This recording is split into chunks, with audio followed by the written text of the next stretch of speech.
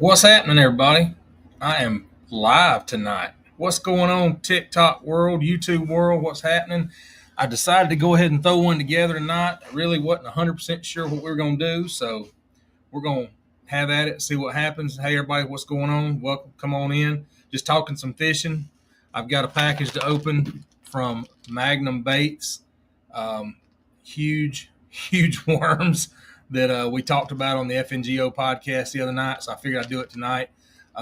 Trying to do a live on TikTok, live on YouTube, do it all at one time. I said, we're just going to go for it. I'm not really that set up well tonight, but we're going to do it anyway. So y'all bring your questions. I'm going to try to keep up with it, keep up with everything going on. I appreciate y'all joining in. Like I said, YouTube is the first time going live on YouTube with the long form platform, like podcast style platform. I'm not sure everything's going to work out right, but we'll see. We hope it will. We're going to try to do it. Johnny, what's going on? Classic Lures, what's happening? Derek, what's happening, buddy? Yeah, welcome in. Like I said, I'm going to open up this package from Magnum Baits here in just a little bit. Get started with it. Like I said, trying to make sure we're going to do all right on YouTube. Doesn't look like my internet's the strongest up here for some reason on the Wi-Fi. I don't know why exactly. So if you guys are experiencing any difficulty hearing me, please say something in the chat. I don't know if you can hear me. Make sure you can hear me and everything. Like I said, just getting started. Just waiting for a few more folks to get in real quick. Justin, what's up, Justin? Appreciate it, buddy. All right, good deal, man. I'm also trying to do the YouTube thing tonight. I got both going tonight, so you're going to see me looking different directions. Trying to branch out across all the platforms and see what's going on. Thanks, Chris. Appreciate the like, man. Appreciate it, buddy. YouTube may or may not work out that well. We'll see. Artwork, hey, bro, getting shirts made for your business or new logo done. I've got a good logo, and I already have somebody making my shirts. I appreciate it, though. Appreciate it. Like I said, got a big bag of worms here to open up tonight, so that's going to be mini fly fishing. What's going on? Appreciate it. Appreciate it. Y'all, like I said, just kind of threw one together. I text Big Bait John and see if he wanted to join in. I hadn't heard back from him, so I don't know that he's going to jump on or not tonight. So we'll see. Hadn't heard back from him. He may join in. If he does, good deal. I hadn't done a live on TikTok in a long time, so it's just trying to get both of them going, doing the YouTube and the TikTok tonight. This is the first time I've done both of them, so we're going to see how it works out. Hopefully this is my first time going through StreamYard as well, so that's kind of working out a little different tonight. But tonight's my wife's birthday, or today was. So we went out to dinner, got a late start getting started on doing this tonight. But like I said, just throwing it together real quick and talk big fishing, fishing in general, whatever y'all want to talk about. Just trying to make it all happen. Bass Jacks, what's going on? Justin, how's it been fishing down there where you're at, man? I hadn't got a chance to spend a whole lot of time watching anybody else's lives or anything lately. Been so dang busy. Been so busy. Peg Leg, what's happening, brother? What's going on? Hey, man, I hate to hear what's going on with you, man. I know he put a video out about that earlier. I didn't realize you were the same person on YouTube or on Facebook. I figured that out today when I saw you. A lot of hiding or going deep. Yeah.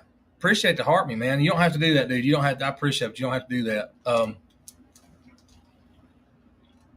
Like I said, we got both going, so I appreciate Fish Nerd Labs, y'all. I'm gonna tell you right now, that dude right there has got some stuff going on that I cannot wait to get my hands on. If y'all hadn't started following him, Fish Nerd Labs, you need to go look into it. He has got some stuff that's happening that's gonna be game changing stuff in the bass care arena. So I'm excited to see that stuff come out. Yes, sir. Absolutely. I mean, man, typically when somebody contacts you in social media, you never know what to expect. And it was, I said, you take it with a grain of salt, right? Well, the information that he has for fish care and his knowledge and his passion for the entire thing is unreal. And I'm just going to leave it at that. Come down and visit for St. John Rip, dude, man. I'm going to be down in Florida. Yes, sir. No problem. I'm going to be down in Florida next week in Orlando, Daytona, and I've been told I can't fish. Well, that's not exactly what was said. What was said was that I couldn't bring a rod. She don't want to ride in the truck with a rod next to her, though. Yeah, we're going to be down at ICAST. Yeah, we'll be down there with FNGO. She said I couldn't ride. She didn't want to ride to Daytona and Orlando with a rod next to her. So that's how that's going to happen. But yeah. It first time die cast, Walt. Yes, sir. Absolutely, first time die cast. It's going to be different. I'm looking forward to it. I'm looking forward to it a lot. There's going to be a lot going on, a lot happening. It's going to be interesting to see down there, see the folks down there, meet a lot of new people. Keith, appreciate the likes, man. Thank you very much. Thank you very much. But yeah, it's going to be interesting to see all that stuff down there. I'm kind of curious to see how it's going to go. Keith, did you or Walt, you got the new Garmin motor? I'm curious to hear about that too. I know it's kind of pricey from what I saw, but what ain't nowadays? Oh no, no. Yeah, I'll be Saturday night. This Saturday, because I'll be down there the entire week. Yeah. Yeah, I'll be down there the entire week. We're going to ICAST, be down there. Yeah, so this Saturday I'll be there. I don't know if we're leaving. I don't know if we're leaving tomorrow or Friday afternoon, or if we're leaving Saturday morning. But we'll be down there by Saturday evening for sure. I think we're going to leave tomorrow evening, but I'm not sure. Oh, you're only an hour away. I got you. Well, it should be an interesting. It's going to be fun. It's going to be fun for sure. But yeah, we'll be down there. My wife's going with me. She and I both will be down there. Okay, driving down Wednesday. And Saturday and Sunday are mine. Oh, no, this Saturday. No, we won't be there this Saturday. I'm sorry. We'll be in Daytona. That's right. We'll be in Daytona Saturday and Sunday. We're not going to be in Orlando quite yet. We're going to hang out there for the first Saturday, because the show really don't start till Tuesday, Wednesday anyway.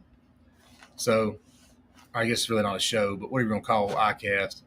What's up, Adrian? What's going on? Not a whole lot, man. I'm just hanging out doing the YouTube and doing the TikTok live deals tonight, trying to get both of them going. Of course, YouTube, I'm doing it in long form. I don't have a big following on YouTube just yet. Bass catching, what's happening? Not much, man. I'm just getting this thing crack-a-lacking over here, trying to get both platforms going at the same time. So I got StreamYard on one. I got you guys live on my phone, trying to make it happen, make it worthwhile, talk some fishing. First few times there, that 2 days there is good enough. Oh yeah, 2 days there is good enough. Yeah, I don't doubt that. I'm kind of curious to how it's going to go. Like I said, I've never been. I know Danny's going to be doing with Digital Sports, but I'm going down there to be honest with you, I'm going down there to rub elbows. Alan, what's happening, man? What's going on? I ain't talked to you in a long time, man. Gone fishing with it. What's going on, brother? How's it going, man? Yeah, that's kind of what I'm hoping, networking. I mean, not that I'm anybody important, but it'd be nice to make some more contacts. It'd be nice to make a lot more contacts in the industry and stuff, and just get to know some people that we've talked to, or, Johnny Schultz is going to be there. He's been on the show. You have yet to fish today. It's been dry. Yeah. It's been raining, man. It was raining just a few minutes ago here, which is wild. Man, we just keep getting rain. Keep getting it. So, it is what it is. Just watch some TikTok. Yeah, I hear you. Yeah, I'm doing YouTube and I'm doing TikTok tonight. I'm trying to get the YouTube thing going a little faster. I'm only a couple of hundred away from the 1,000 subscribers, and that would make things a little bit better. Yeah, that's the way it goes, Alan. You have to pray for rain. That's the way it is here. We'll get a pour. It'll be like it is this year, and then we'll get a 7-year drought, and we won't be able to get it. We won't be able to get any rain for a while. Bible Bass TV, what's going on, brother? But yeah, anyway, I'm trying to get the YouTube thing going too, so that's why I'm doing a long form over here, do this over here, get both of them going together. I got some baits to open up, and then we'll, it'll be good from there. Of course, it is what it is. But fishing's been good. I put out some videos, obviously. All right, so I'm gonna get y'all's opinion. I'll ask y'all. I can't go tomorrow, Bible Bass. We're getting ready to go to ICAST, and I am so far behind in all the crap that I've got to do that it's not even funny. Like, I got to check the brakes on my truck. I need to get an oil change. I've got videos I've got to make for the free product crap here that I get. I have one more video to make, and I'll be done with that till I come back into town. Which I could put it off, but then I'll be running. Plus I got to work. I'm doing the show tomorrow night, FNGO show tomorrow night, and Danny said on the live day that I'm hosting, but I hadn't talked to him, so I don't know what's going on with that.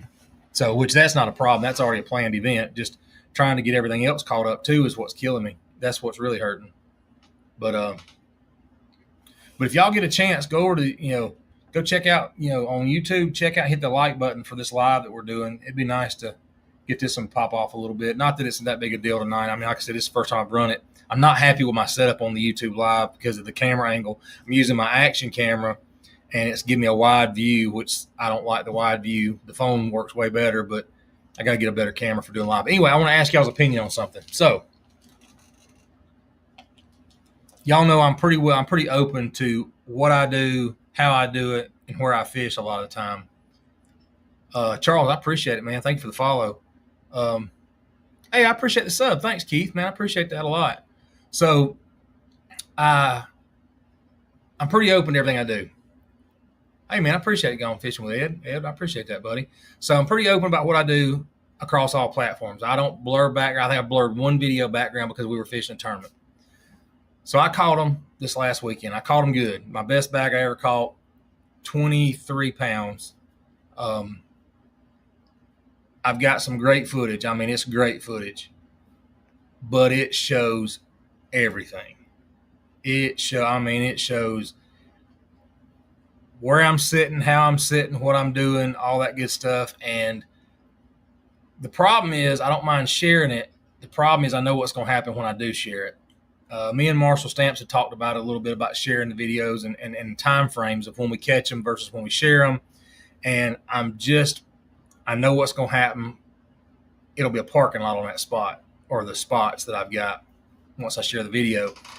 So I got a couple of different edits I'm working on. One of them's a blurred background. CapCut will do a complete AI background removal if you want it to, and it adds stuff in there, whatnot. And it looks okay. It's very AI, but it's AI, but it actually looks pretty decent. Or I can show the background. I can just show the unedited clip, not unedited, but unaltered background. I'm really having a tough time with it. Again, I usually show everything on my videos, but in this case, and Ed, that's exactly what I'm talking about, man. I mean, usually I'm the guy that shows it, but now I've got a lot more people that follow and watch what I'm doing because I share it across all the platforms. And as soon as I do this one, and it's not just one video. We're talking about there was 9 fish caught that day, and it would be very identifiable was the problem. So the problem is when you're in content creation, you go fishing and you catch them, that's your content. So you're kind of damned if you do, damned if you don't, right? And that's where I'm stuck at is if I go and I don't share it, I've got 4 days worth of footage. Really, I've only got 3 days worth of footage I can't share. Alan, okay, unblurred for wide open water, blurred for easily known landmarks. And that's what I'm asking. So I've got them edited 3 different ways: non-blurred, slightly blurred, or blurred enough, and then a complete AI background removal, which looks good, but it looks AI. I mean, it just looks AI. The fish catch looks great, but the background's AI for sure. The problem is, do you take the chance as content creation and take the chance for the ration of crap you're going to get in social media for blurring the background. I'm getting called gatekeeper, which I care less what somebody calls me, but I've been open and honest up front so far. I've been wide open with it for so long until I start blurring backgrounds, and then it becomes, well, he's the guy that blurs his backgrounds, and is it worth, we don't want to follow him because he's one of those guys. Yeah, if offshore, I wouldn't worry about it one bit. This stuff, the way my boat was positioned, it'd be a dead giveaway. You could find it. Ray Charles could find it. That's how bad it is. It just worked out that way. Some of the fish catches aren't that bad. I've got a couple of videos that would work out perfect because of the way it's lined up. Obviously, somebody would be able to triangulate because of what they can see, but not as easy. But for majority of my 23 pounds that I caught would be very identifiable. And I could care less about the identifiable part because, it is a double-edged sword. I could care less about the identifiable bank or identifiable structure part, whatever. It's how I'm positioned and how I'm fishing it. That's the thing. If it was just as simple as famous fisherman, what's going on, buddy? If it was just as simple as fishing an area, whatever, because people see that you fish docks. Roger, what's going on? People see you fish docks, like, okay, he's fishing a dock, no big deal. But if they see how you're fishing that dock, like, detailed stuff. Hey, buddy, famous fisherman, appreciate you stopping by, Dan. It's one. There's a lot of people that are on the followers that follow it. We follow each other here that would know that spot and know it would be very, like I said, it would be a parking lot. I mean, it gives away so much, and it's something, on one hand I want to keep to myself. I mean, I hate to say that. Ain't Angler, what's going on, man? Appreciate the likes, man. I know it sounds greedy to say I want to keep it to myself. I already know what's going to happen. When I first started doing the social media, posting stuff wasn't a big deal because nobody really watched anything I did. They may have gone back, but it didn't take long for it to get around town. I mean, people I know were getting phone calls. Were like, "Hey, there's somebody fishing da-da-da lake." They thought I was a pro, which is wild because I'm like, nothing about me says pro fisherman. I sure ain't getting none of the pro dollars out of it. And I'm not spending the pro dollars either. But it didn't take long for that spot there was a guy that would show up at daylight during the week and fish till noon every day, and he sat on that spot. Catch hell for catching sometimes, but give some sort of smart. Yeah, I mean, I don't, again, 99% of the time, Bobby, what's going on? Oh yeah, and that's exactly what I was telling my daughter, because I run a lot of the stuff by her when I make a video because she's younger and more of a mindset for the stuff. And I asked her, I said, she was like, "Well, it's not that blah blah blah blah blah." I even make sure my graph screen is on like a down imaging at that point.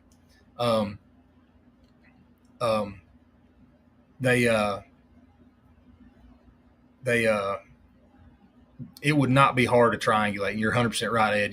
They will literally pause the videos, take screenshots, zoom in, enhance, and then yeah, Keith, man, that's just the hard part, dude. It's so hard not to. I've got some pictures that would be all right. I've got some, and when I do my short form content, it's not going to be as bad because the wide angle camera, when I shift the camera for the catch itself and boat flip, is great. It's the way in it or in anything inside the boat when I shift back to the center of the boat it's going to put it right on. So I don't know. I'm torn. And Alan, I'm right there with you. Maybe I blur it and then just deal with any of the crap that comes out of blurring it, because I know that's going to come. I know that's going to be what they say is, "Oh, you're gatekeeping." That's the favorite word of this generation. It seems like, anyway. I say this generation. I could be not meaning to put everybody in a box like that, but it probably could be. Bloodline, what's going on, man? Not a whole lot, man. I'm just out here talking some fishing and stuff, getting some opinions on whether to share content or not share content when it potentially could blow out a fishing hole. I've been one to. I won't name lakes or stuff like that for the most part, unless it's a big body of water and I'm not really catching, anything crazy. I'm just catching fish. But in this scenario, I would be potentially showing a spot that would get blown out. I do tournament fish occasionally. I hadn't fished in a while. I'll start back in the fall. You'd have to be a gatekeeper. That's what they call it. And that's kind of what I'm, and I agree. Whatever gives me mental peace, don't worry about what people say. Take the page from Randy. And you're 100% right. He could care less. You're 100, and that's so for me, that's where the internal struggle comes at, because I have been open and honest. I have been like an open book across all the platforms with everything I do, where I'm at, how I'm fishing. I don't, when I got into this as an older adult, when I fished earlier in my years, I fished a lot of small ponds, some big lake stuff, but I didn't tournament fish or anything like that. So I could care less back then, but everything was so secretive. And we're talking about before social media ever existed. I mean, this was before any of the pages, and you couldn't drag a piece of information. You couldn't drag a piece of information out of a fisherman. Now we've got, the social media where you can find anything here. You got a couple of spots you won't give out, others I will, but sometimes I keep them on my wraps. Yeah, bloodline. I say post no blur and only gatekeep your favorite spots. Well, that's what this is, Ed. So this is one of those things that over the course of 4 days, I figured something out, and it's something that is a game changer for this lake in the summertime. Typically, this lake is very hard to fish in the summertime, and I have fished it, and it's tough. And I figured something special out, like super special. And if I show that video, it's gonna show everything. No, there's no tournament. Well, there's no tournaments that I'm aware of. There may be some small boat tournaments, like some electric only type stuff on this lake, but not. You don't believe him? Yeah. Okay, Mason. I don't. You're right. I don't know how to fish. It's not worth showing everything. Whole post is right. And it is, Bobby. You're 100% right. I know it's real. But when I started this, I wanted to be teaching. But this is one of those situations, it wouldn't be teaching so much as it would be giving. And I mean, like, yeah, home lake. It would be given, it'd be given the world on a platter. Tennessee River working. I'm fishing now for flatheads and can't get bit at all. What are you doing on the Tennessee River? What are you working? Yeah, I caught some dang catfish the other day. I'll put those videos out on glide baits. Building bridges. There you go. Big money. Big money. Made a video on the technique you learned to master the lake, but don't show the actual lake footage. Yeah.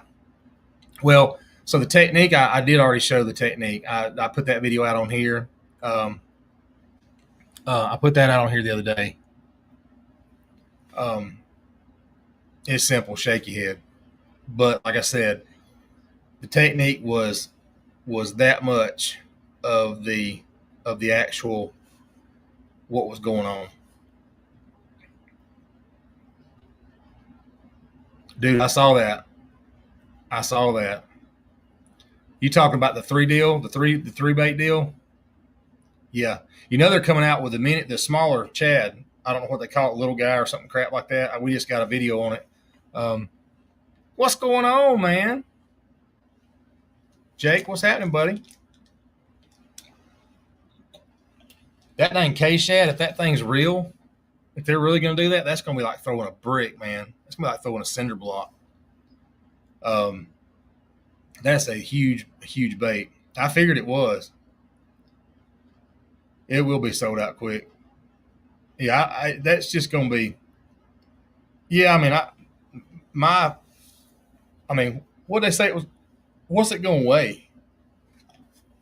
I saw it, but I can't remember what they said the weight was going to be on it. Yeah, it won't take long to sell out. 7.8. Yeah, see, my rod won't handle that. Not that. Not the. Because each one of those baits is like what 2.5 ounces or something like that a piece or some crap. Yamamoto's Minna drop, huh? Yeah, that's gonna be throwing. That's half pound. Dang. Oh, you got the 3 to 8 ounce rod. See, I don't have. I think mine will do 5. I think it's 5 is what mine goes up to. But like I said, I just got started in it, so I'd have to go buy a different rod for that K shad or K whatever the heck it's going to be called. It was wild when I saw it. When I saw it, I was like, okay, this is going to be something special right here. But I don't know that old Tony will be throwing it. Not for a while.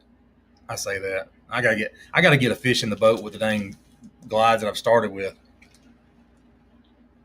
That's for sure. That's for sure. But I mean, eventually I'll get there.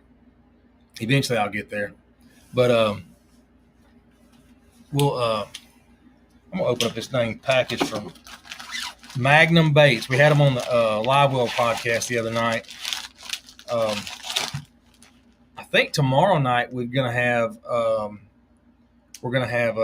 Andrew Blair on with Tactical Fishing.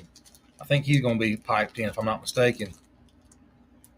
Yeah, Bobby, the smaller one's just a sick. I don't know what size it is, but it's about half. It seems like it's about half the size. Yeah, he's super nice. Me and Andrew's talk. He's super nice. I like him a lot, man. But it's gonna look just like the Chad Shad, but it's smaller. Obviously, quite a bit smaller. Which I think it's gonna be deadly for sure. It's gonna be a nice bait. I just the podcast that I'll be on tomorrow night is the Live Well FNGO on YouTube, TikTok, Facebook. I guess we're running all of them now. They just started doing the TikTok again. I hadn't been up there since then. I'm supposed to be hosting it tomorrow night, but it's on YouTube. But YouTube here, TikTok, I think it's going to be on all of them. But I'm just starting. I've got the YouTube going tonight. I've got TikTok going tonight. Trying to do one from home on Wednesday night so it doesn't interfere with FNGO on their times. So I do work with them on all their stuff. So it'll be pretty cool. Just trying to get this stuff going. So I'm gonna try to do one every Wednesday night, guys and gals in there. Yeah, they hadn't released it yet. I think it's gonna be. It may be part of iCast. I'm not even sure.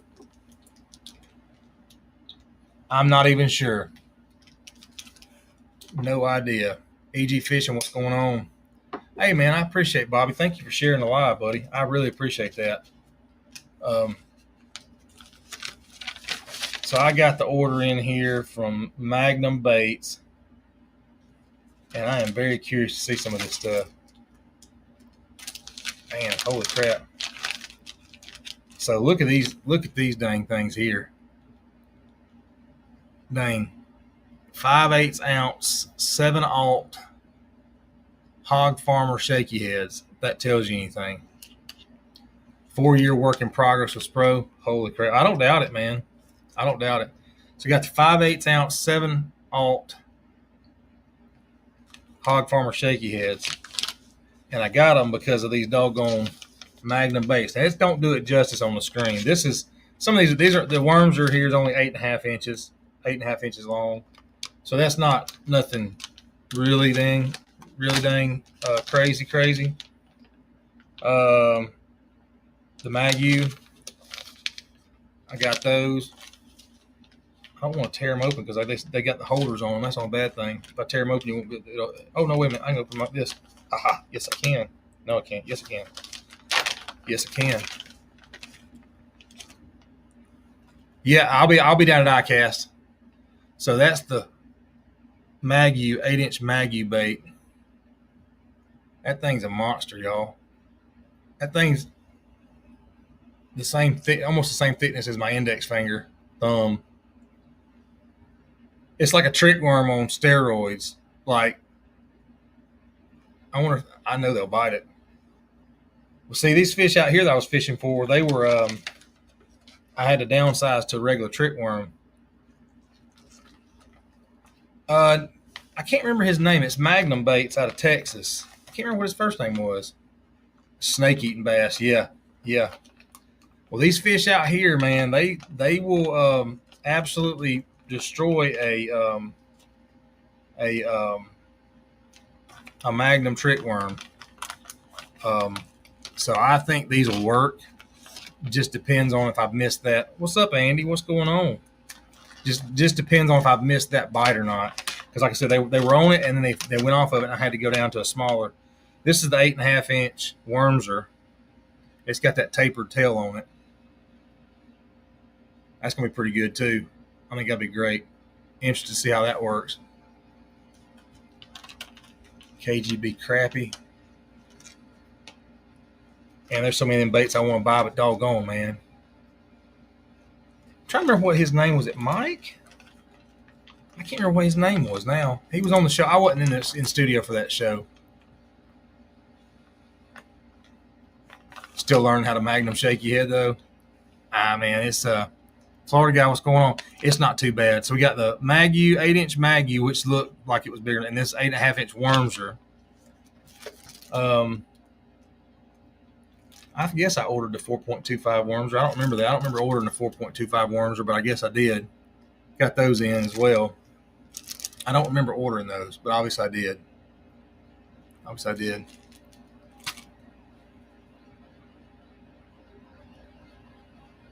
Yes, Pro's a good one to start. That was basically my first one.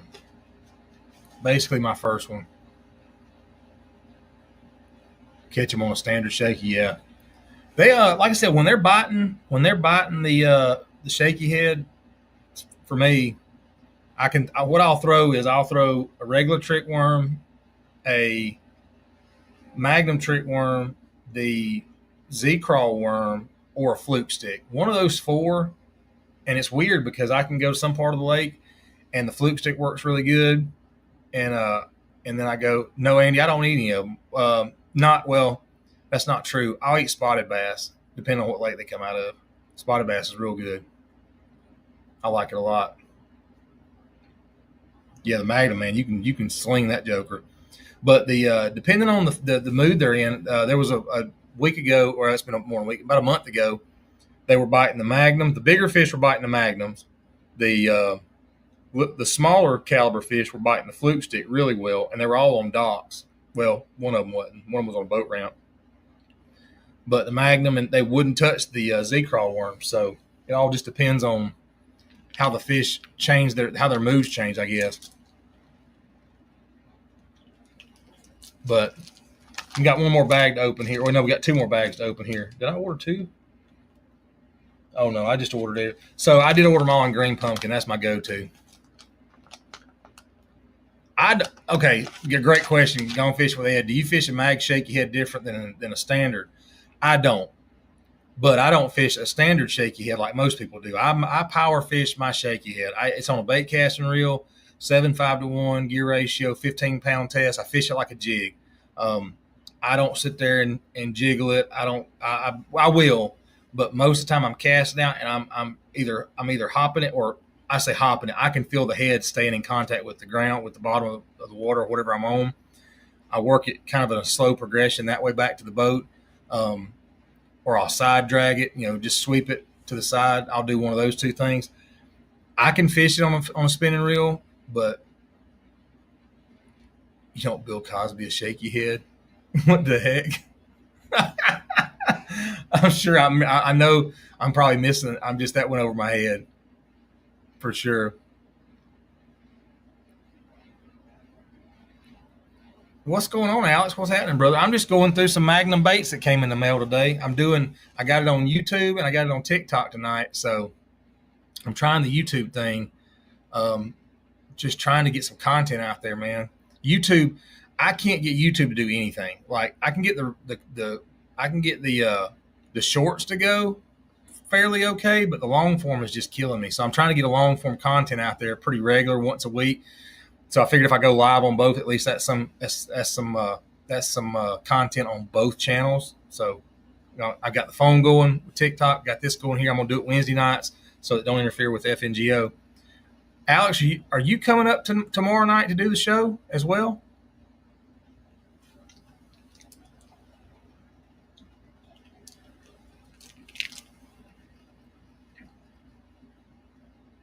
Okay, because Danny sprung it on me on the live today at lunch. He said, well, you're going to host. I need you to host. That's the first I'd heard of it. So I don't know. And he hadn't called me or told me, so I don't know what's going on with the show tomorrow night. I just know that, Alex, I believe you got Andrew Blair lined up, if I'm not mistaken, which is going to be awesome. Hopefully that works out. Good deal. Yeah, that's what I thought. I can't wait for that one, man. That's gonna be awesome. That's gonna be awesome.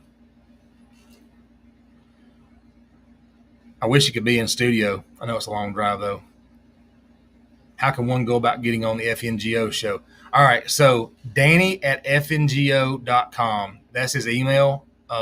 His number's on the website. That's his number if you call him. And you just talk to Danny. Danny's the guy to talk to on all that stuff. Every once in a while, some of us will line up a guest, but because I only do it every other week, it's hard for me to line a guest up because I have to make sure he didn't already have somebody. I have to call him and line it up that way. He's partially responsible for your Florida PB. You bring up a bunch of baits. I got you. Yeah, that's gonna be a good show. I think that's gonna be a really good one. Yeah, Ed, that's the best way to get on the show, just because he does. It's Danny's deal. We're getting more involved as we go, but I don't take any of that stuff for granted just yet. He's always telling me, "Oh no, y'all make decisions, blah blah blah," and I appreciate it, but it's still. When he was out of town, I got Johnny Schultz on, but it was like super last minute, like the day before. Just got lucky that Johnny hadn't been on any other podcast that so far this year, and he was willing to get on. But we got him now as an end. Hopefully, we can get him on some more. It was really cool. I enjoyed that one. Bad thing is, like 2 hours went by so quick. I could have talked to Johnny for hours, and still not felt like didn't get enough in. I mean, it was just he's a wealth of knowledge. And look, I know I talked about it. This is funny.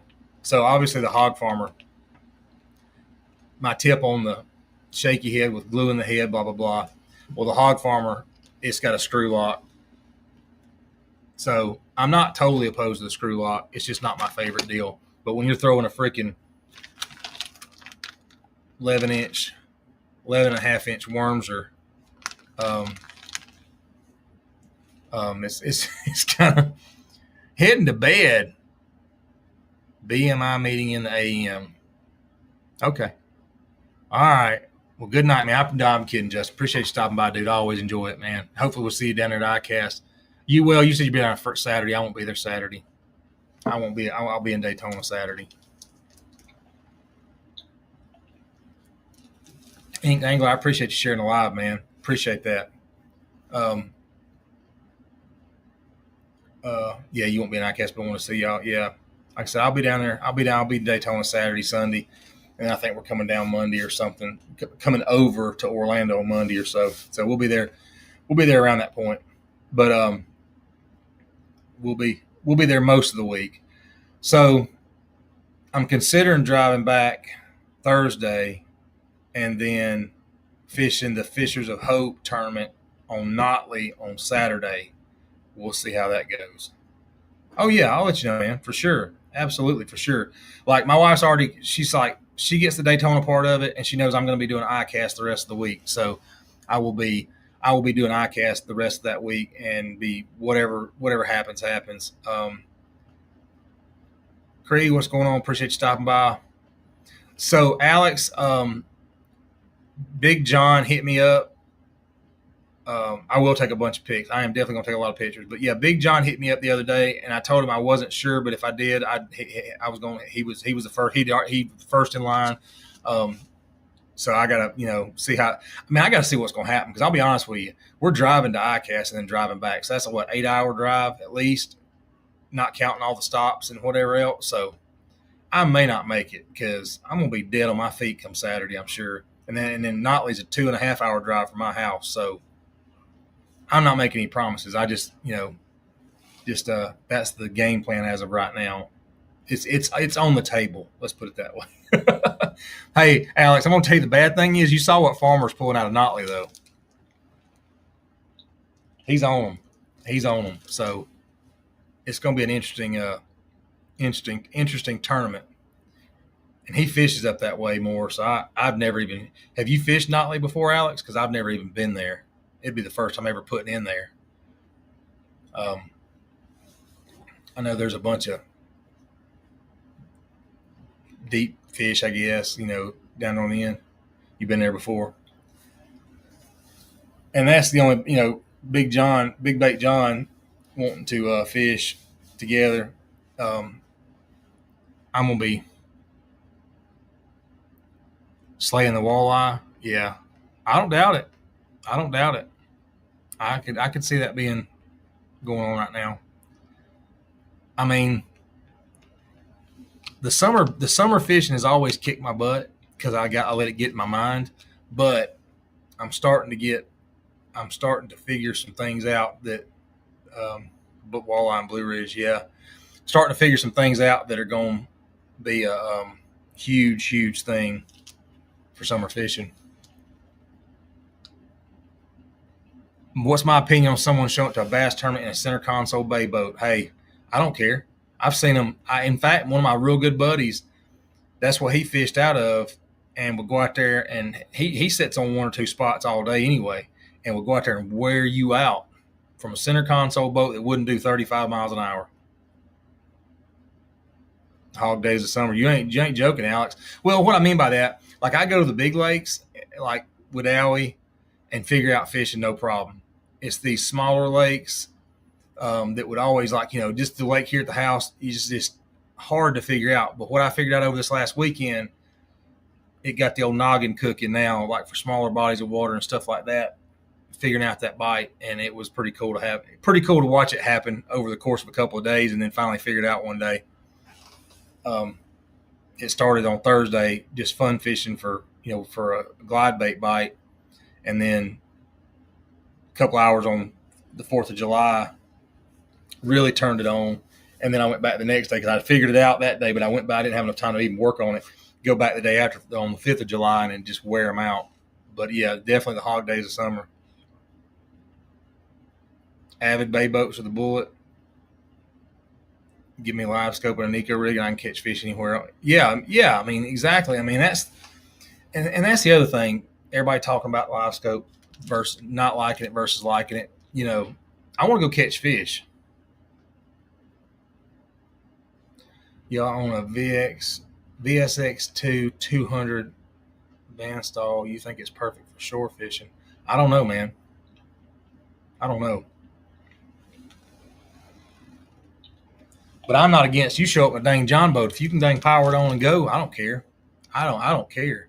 I'm telling you, man, I got buddies that fish in some raggedy stuff, and they will go out there and kick your teeth in. That's exactly what they do. I mean, fishing's fishing to me. I mean, I'm in a 91 Ranger. I mean, which is a nice boat, but it ain't a $100,000 rig. So I don't think anybody should say anything about it. I think it's great when you get somebody out there in something, smaller or older, and they go out there and knock your teeth in. I think it's funny. I think it's awesome. Anyway, we got the 11 and a half inch worms, or 11 and a half inch worms are from Magnum. These things are like stupid sized worms, man. Look at that worm. That's what she said. That's freaking crazy. That's absolutely crazy. Yeah, 110,000. G3 bay has 18 center console tunnel jet. Now that might be the only thing. I don't know all the tunnel stuff. I don't know what they say about that. I don't know anything about that. Yeah, that's the ones you want. He said the Nico, I don't doubt it, man. That'd be a perfect Nico bait, Nico worm, because it's got that tapered tail, that big head on there. Yeah, Brazalo, what's going on, man? What's happening?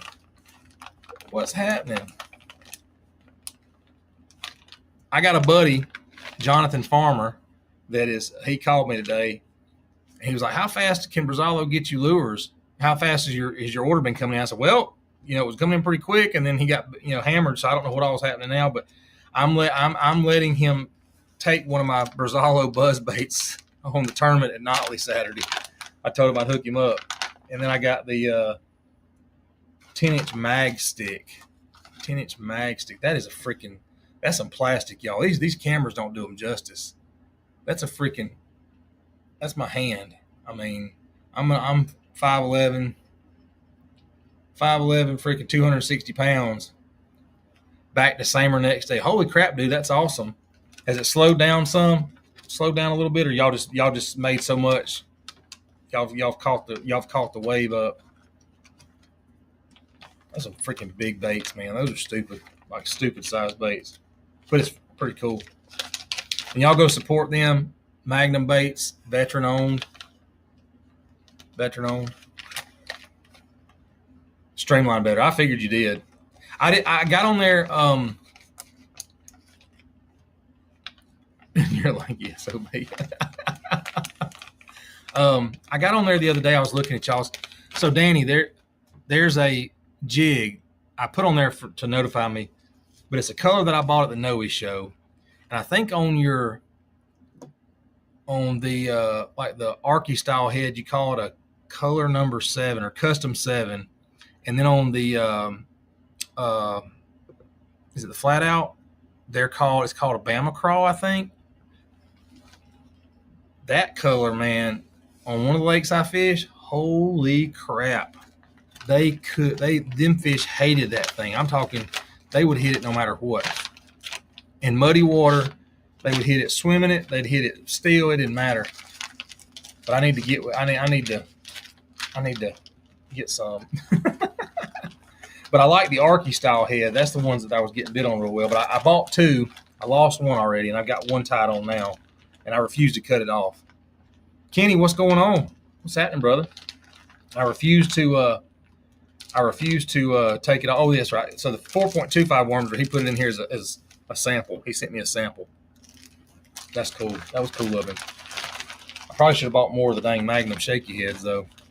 Them things, these freaking worms are massive. I feel like you need a swim bait rod to throw these things. They're so big. Need to get Kenny on the podcast. Yeah. Oh, they are. Dang, man.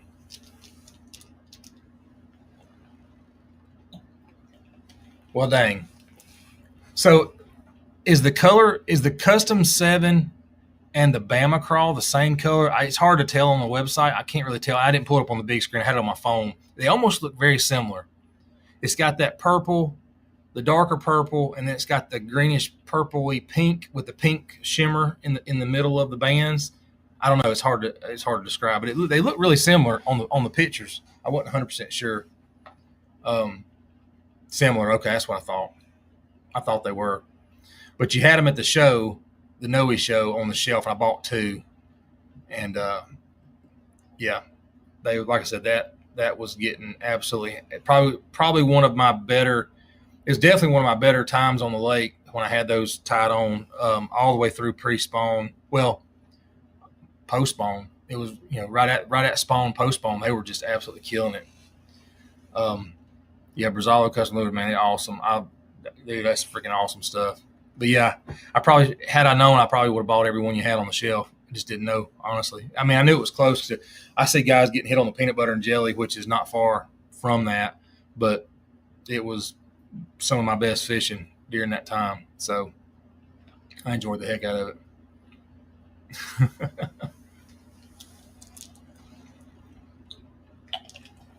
Y'all, my wife's in here liking the live. Y'all make sure you tell her happy birthday. It's her birthday today. I won't tell everybody how old she is, but she looks really good for her age. Cayenne candy. Yeah, I was this, man. It just, I have some colors out there that I was really confident in, and the jigs, those jigs. Her name's Christy. My Junkin Farmhouse is her name on here. Happy 28th birthday. There you go. She looks 28. But she's a GG. I'm a pawpaw. So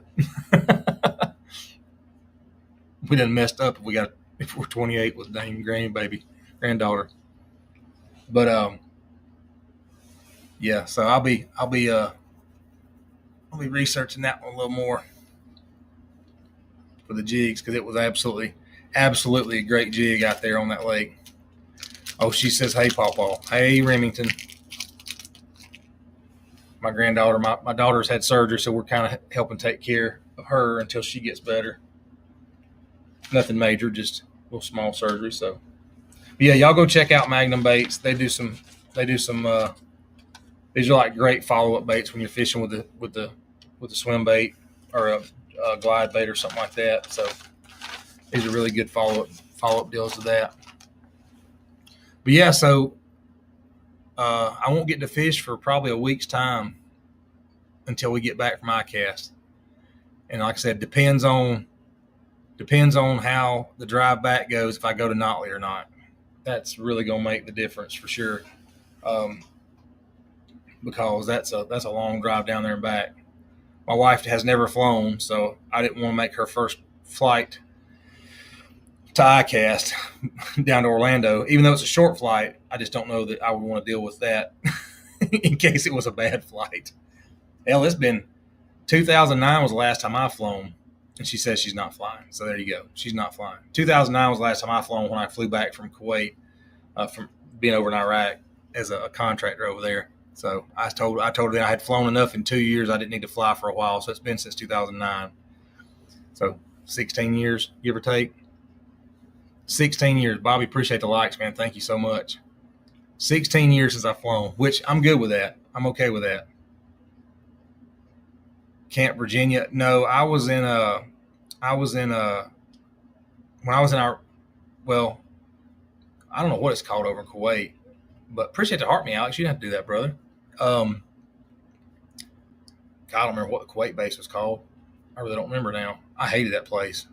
It was the end. It was the main turnaround spot for Kuwait. But anyway, over in Iraq, I was in Haditha for most of my time, Al Asad and Al Taqaddum, or TQ as they called it. My last little stint for the last few months was in. You got to join the team. My last little stint was in Al Asad.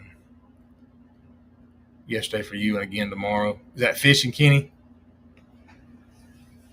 I made myself go last Thursday because I've been trying to do so much content stuff until I was pressuring myself to the point like my stomach was hurting, making sure I get videos put out and whatnot. And I was like, Thursday I got off. I was like, just go fishing. There was nobody at the lake, which is wild. Unfortunately not. Yeah.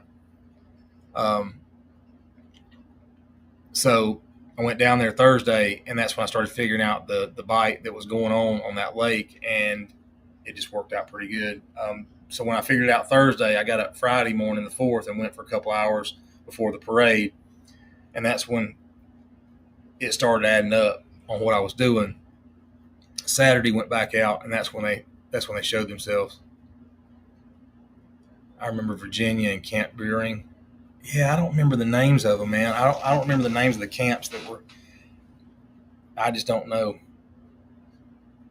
Now, Ink, are you talking about Kuwait or are you talking about Iraq? Because I don't. Like I said, that one big one in Kuwait, and as soon as somebody said the name, I would know it, but I don't remember the names of them real well, especially the ones that were.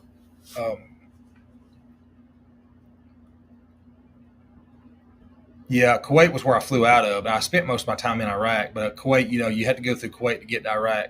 So that's where I spent most of my, ended up being in both of them. But yeah, Kuwait, God, I don't remember the name of it. Camp Virginia was a staging area for Iraq, and it probably was Virginia then. If it was the big, see that? No. So if it was a staging area, yeah, Army. So we flew into an air base. Did we? Well, yeah, I flew in military flights from Iraq to Kuwait, and then went in town to Kuwait to the airport and flew out. So, Ty, what's going on, man? You doing all right, man? Getting to do any fishing? Getting to tell any lies? But yeah, I'll think of the name. I'm sure I'll think the name. It'll be like middle of the night. The name will pop in my head, and I'll be like, "Oh, that was the name of the base in Kuwait." That was the name of the base. But yeah, we flew in from Iraq to this base and then would fly commercial flights back home. Weather's been terrible back at the weekend. Yeah, well, good luck, man. I hope y'all get a break from the weather. I know it's been all around us here.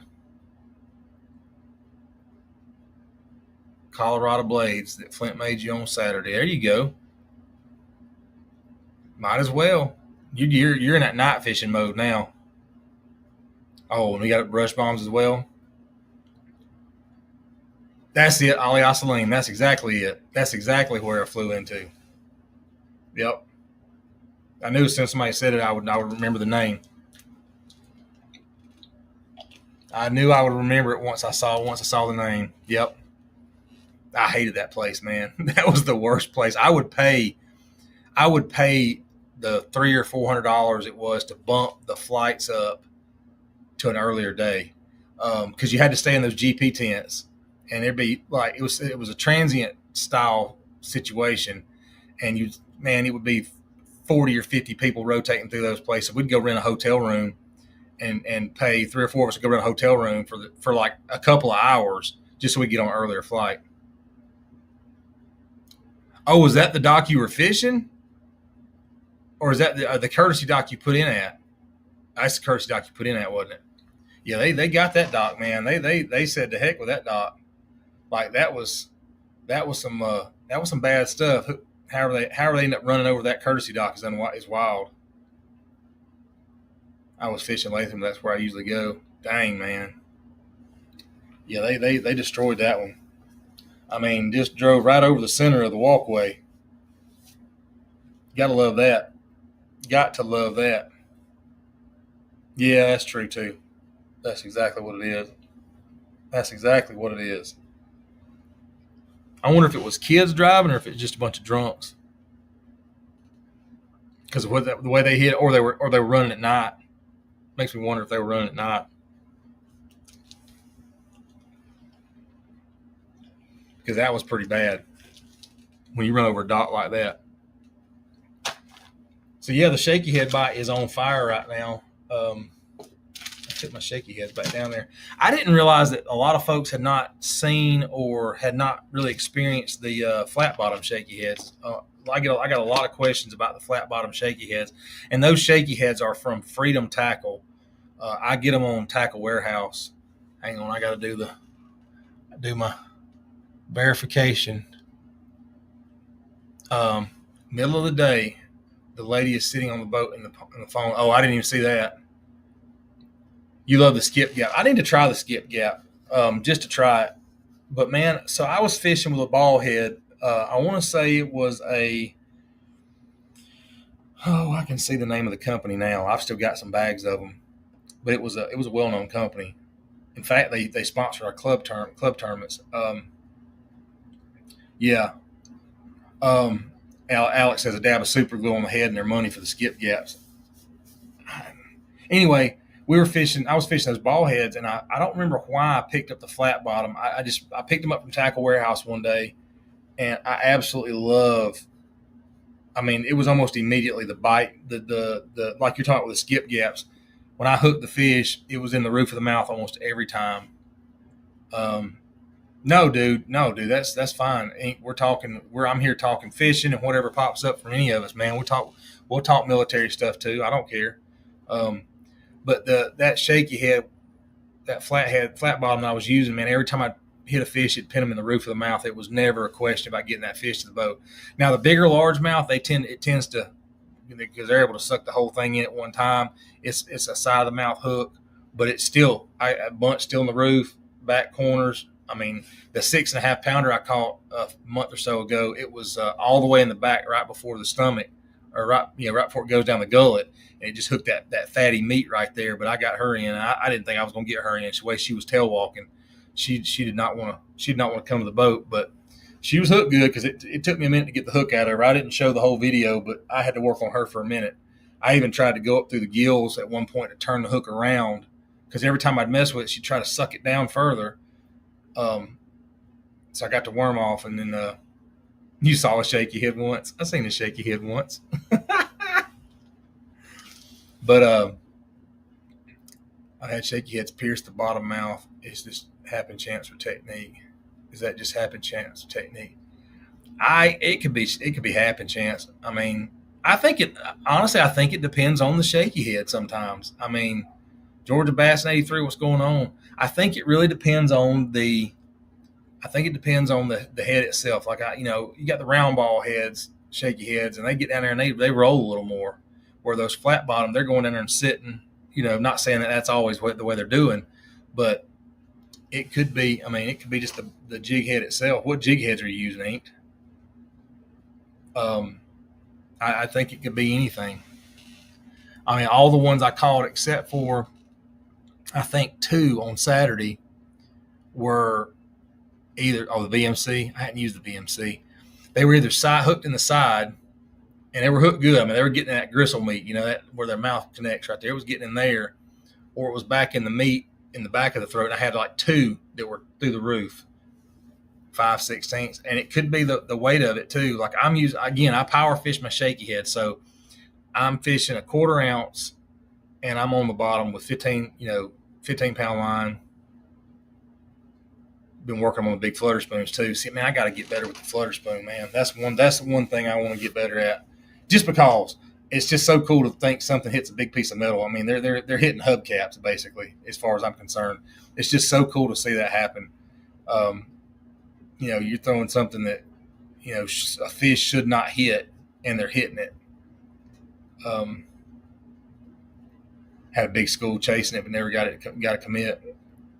I mean, man, it just something about them knowing they put a stinger hook on top. I just got to get hit on one. I'll take a bite. Like I said, I don't throw it enough. That's my problem. I get out there and throw it a few times, and I go, well, this is not something I'm going to do all the time, so I'm not going to fish it this way. And then I'll pick up whatever else they'll hit on, whether it be a drop shot or shaky head or whatever. But yeah, what I was saying is I fish those shaky head. I power fish the shaky head on a bait caster, 15-pound line. I mean, I'm jacking them with it just because jig, so go a little bit heavier. Throw it on a school for 20 minutes. They'd only chase it. Yeah, I mean, that's my thing. I think I might have got some followers when I was at West Point a couple weeks ago, but nothing I could, say anything positive about. But again, I don't throw it enough. I go out there and I'll pick up something different and go, oh, let me go that way with it. But guys like Alex get in here and they'll throw that flutter spoon for hours on end. I had comments over here. My wife said she liked the YouTube angle. I forgot to turn the comments on. Grayson, I apologize. Hello. What's up, everybody? I forgot to turn the comments on, Alex, on the StreamYard. If they follow it, they're caught. The Nico, I'll work it real fast up high and then chase it and let it fall. Yeah. He's got a point there on that. See, Nico, that's another one. I mean, it's not far from being a shaky head. 2 hours. Yeah, that's the thing. Getting the commit on that. On that. I mean, once you, again, it's like the glide bait though. Once you get a little confidence in it, I can't put the glide bait down, even though I knew the shaky head bite was where it was at from Thursday on. I still went out the first hour and a half into a glide bait because I'm determined I am landing a glide bait fish. I've had some bigs. Thursday, I had a 5-pounder jump off. Yeah. And it's figuring out how they want it, Alex. You're 100% right. 100% right. Once I figured out how they wanted it, or once I figured out the shaky head bite, I threw the glide, had a 5-pounder get off. Literally, she jumped up and slung it. I'm like, okay. Then I wanted to keep fishing the glide. Caught 2 nice catfish on the glide. That was my first fish I've ever landed on a glide bait was a dang 4-pound, 4-pound catfish. And then I lost a 3 on it, on the glide bait, 3-pound bass on it. She jumped too. Yeah, that's kind of how it worked for me, Alex, on Saturday. Didn't leave the spot, switched from the spoon to the Nico and caught 6 more. I just stayed in one area and caught the crap out of them. Went back Sunday and caught a fish Sunday on that spot that I'm fairly sure is one of the fish that bit on Saturday because it had a nice big spot right here in the corner where I hooked it. Alex, it was, I called my wife at fish number 4. I had 17 and some change. I'd have to look at the footage. And I told her, I said, I'm going to need you to come take a picture if I catch a 5th one. And within 15 minutes, I caught the 5th one off the exact same spot. Dude, it was. I mean, if I put all the video out there, I'm cackling like a dang school kid, man. Like, I mean, every fish, I'm like, this is unreal because they weren't sitting like 20 feet apart. It was the same angle, same cast, and it was like fish after fish, and they were all over 4. I had in the picture you see that I posted. That was after catching the 5th fish. That was only 21.2 pounds. I left there, went to pick her up. She took a picture. I turned around and cast back in there and caught a 4.6 or something like that. That culled up, and then I let her throw. She catches a little 1.5-pound, 2-pound male, and then I threw in there another time and caught another 4 something for right at 23 pounds. My post was incorrect. I said 23, almost 24. It was actually 23 pounds. So when I went back and looked at the footage, and I actually took a picture of my scale the next day. Dude, it was stupid, man.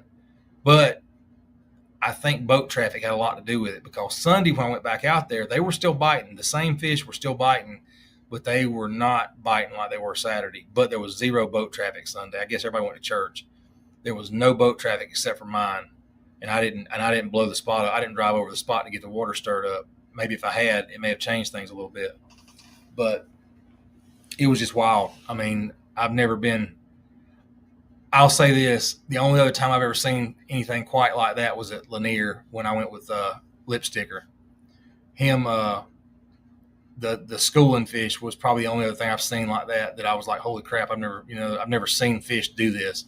Well, I mean, I've seen fish do it, I guess, but just not all bigs in one spot like that. Lay down in Thompson Creek that you can catch 5 fish in 5 casts, wait 20 minutes. Yeah. That's where you say, okay, wash, rinse, and repeat. Yeah, I mean, I imagine had I gone and left that spot for an hour, I probably would have caught some more fish off that spot. Oh, Kevin's on another level. Man, Kevin's, the stuff he does and the stuff him putting it out on live like that is, he told me about him. When I went in October, he was telling me about what he was fixing to do with that live stuff. And he said, a lot of guys are probably not going to like it. I don't know what they think about it, could care less, because he still goes out there and catches them almost every day. The fact that he can do that kills me. I mean, the fact that he can go out there almost every day and catch the bag like that absolutely kills me. And I just got in my Bassmaster magazine for the month. I guess I'm still paid up for that. And it didn't even have Lanier on there. Like top. I didn't look through all of it. Ripping it to the side instead of up and down. Uh-oh. Okay. Now, okay, that makes more sense. I might try the spoon in this spot that I'm fishing. I'll have to go. It might work.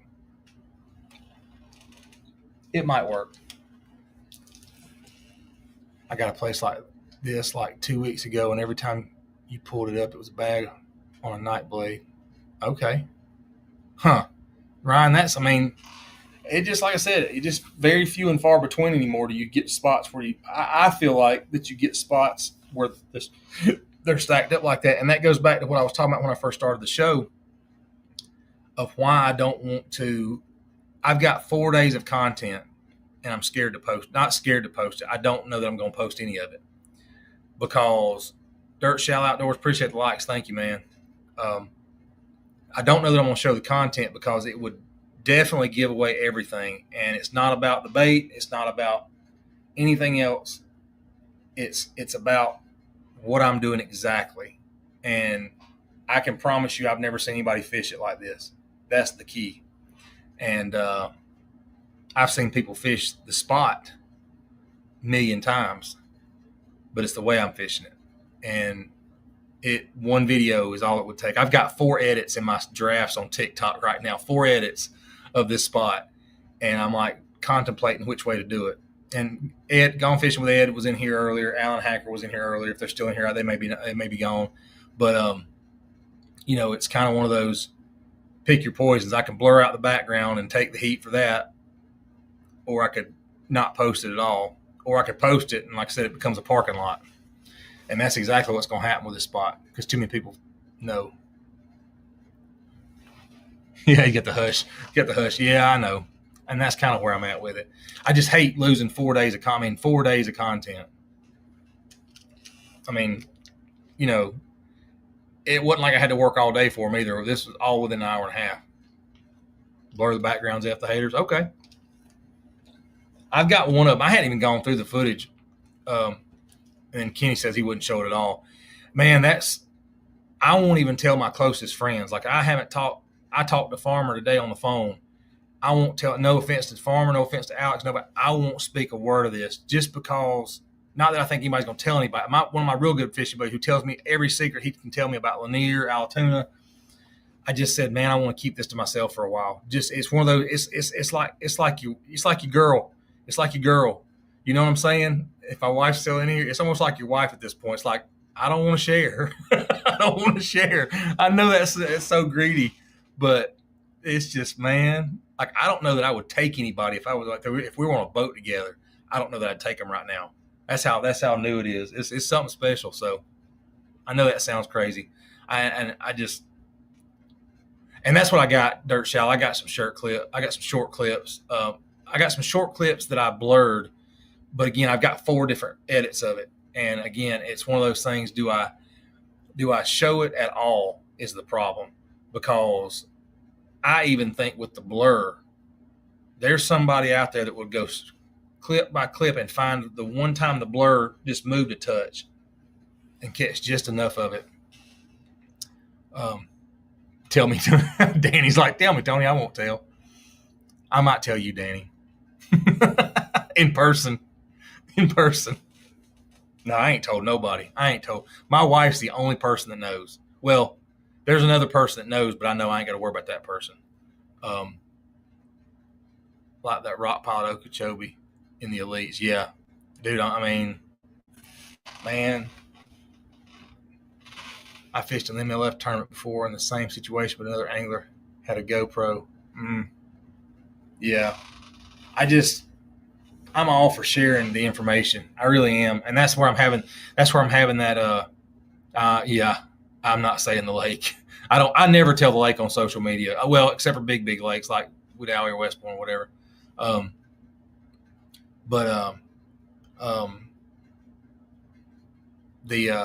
It's a public lake. It's a public lake, but yeah, take a number. Yeah, exactly. That's exactly what would happen out here. So let me say it like this. So months ago, when I started really getting into the social media thing, posting a lot more stuff, he made a comment. A person made a comment on one of my posts on here, said basically I was the reason the lake was busy now. And I had to inform him that the lake's always busy. I live pretty close to it, and I fish it a lot. Anyway, that people knew about the lake. I'm not the first person to post on social media by all means. So I've already been accused of burning it to a certain extent. And this would definitely do it. And what I was going to say is, they said, well, I can't wait for the summertime because nobody else is going to be fishing it during the summertime. Man, you ain't got to do that, brother. I appreciate you. I appreciate the lightning bolts, man, but you don't have to do that, brother. I appreciate it. Everyone knows it's the re-regulated cars. Dude, man, Ink Angler going wild, man. I appreciate it, brother. I appreciate it. But yeah, he basically said nobody fishes it.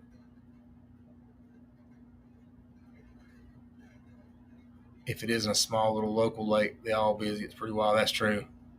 Yeah. Yeah. Man, I appreciate it, brother. Man, you're awesome. Y'all make sure you go follow Inked Angler, man. He's been so cool. I appreciate the heck out of it. But yeah, so what his comment told me was that maybe even during the summertime he can't figure it out, and I figured out something that I think is going to be a good summertime pattern, and it's repeatable on the lake. I just haven't gone and repeated it yet anywhere else on the lake, so we'll see. We'll see. Danny, you'd be proud. I'm on YouTube through StreamYard, and I'm on TikTok, doing both, trying to get some content for both going, trying to work on that angle. I know we've talked about all of us getting our own podcast and making a big, yeah, I appreciate it, man. I gotta do it. Kenny said, "Don't post it." Yeah, dude. Listen. I have not. What is the heck I am? Alex basically posted a different location on Fish. I think everybody does that. Oh, Dirt Shallow is Tony Collin Fishing on all platforms except for I've got one on X, but I don't do anything on X at all. But everything else is Tony Collin Fishing, and I appreciate any of the subs. I appreciate the heck out of y'all for that. I'm not far from hitting my 1,000. I thought my one video on the shorts that got over 1.6 million views would be enough to put me over my watch time, but they stingy with that watch time on them shorts, man. Holy moly. It don't count for nothing on your dang watch time. I mean, 1.6 million views on a 14-minute video. I probably got a couple hundred watch hours out of it, out of the 4,000 you need. So I'm trying to get the watch hours. I got to get that's why I'm doing the live on YouTube, the 2 hour or however long I'm on here tonight, doing it there too. Of course, I got to get a different camera. I don't like the action camera shooting my live footage is so wide till it kind of throws my background out of whack. I went and bought lights. I got studio lights and all that stuff on there going on. But trying to, man, I need to. Tomorrow I'll just put you on loop at the show to help out. Oh, dude, that's fine. I just trying to do a Wednesday night in between the Tuesday and Thursdays to kind of keep filling the gap. Because if people keep seeing us all over the place, and then, it just helps us all, man. Like you said, the rising tide, what do they call that? Raises all ships, whatever it's called. So Dirt Shallow, I've got another channel that I make money on YouTube. It's a how-to channel, Tony Collin How-To Hero. I started years ago, and I had one video. I monetized that channel in probably 6 months, but it catered to it. My analytics show mainly men, but I think a lot of women went on there and said, "Hey, I want you to do this, build this, or whatever." But it monetized in 6 months. I got kind of spoilt with that. Then I started a dang fishing channel because I got burned out on the how-to stuff. I had a full cabinet shop in my garage. I did all kind of how-to stuff, and I got burned out on it, especially when I got into construction. I got burned out on it, and it still makes me a residual income, but I don't post anything there anymore. And me and Marshall Stamps talked about that. He's like, "Dude, that's pretty cool that you got that going." And I'm like, "Yeah, but," and I mean, I'm almost dumb for not putting it out there, but man, I like fishing so much, and it actually interests me on it. To me, it's one of those things, other than doing the content part of it, it is not that there's anything wrong with content. That's the only thing stressful about it is content. The fishing is not that stressful to me. Obviously, it's fun. It's trying to do the content part that I made stressful. I made it stressful.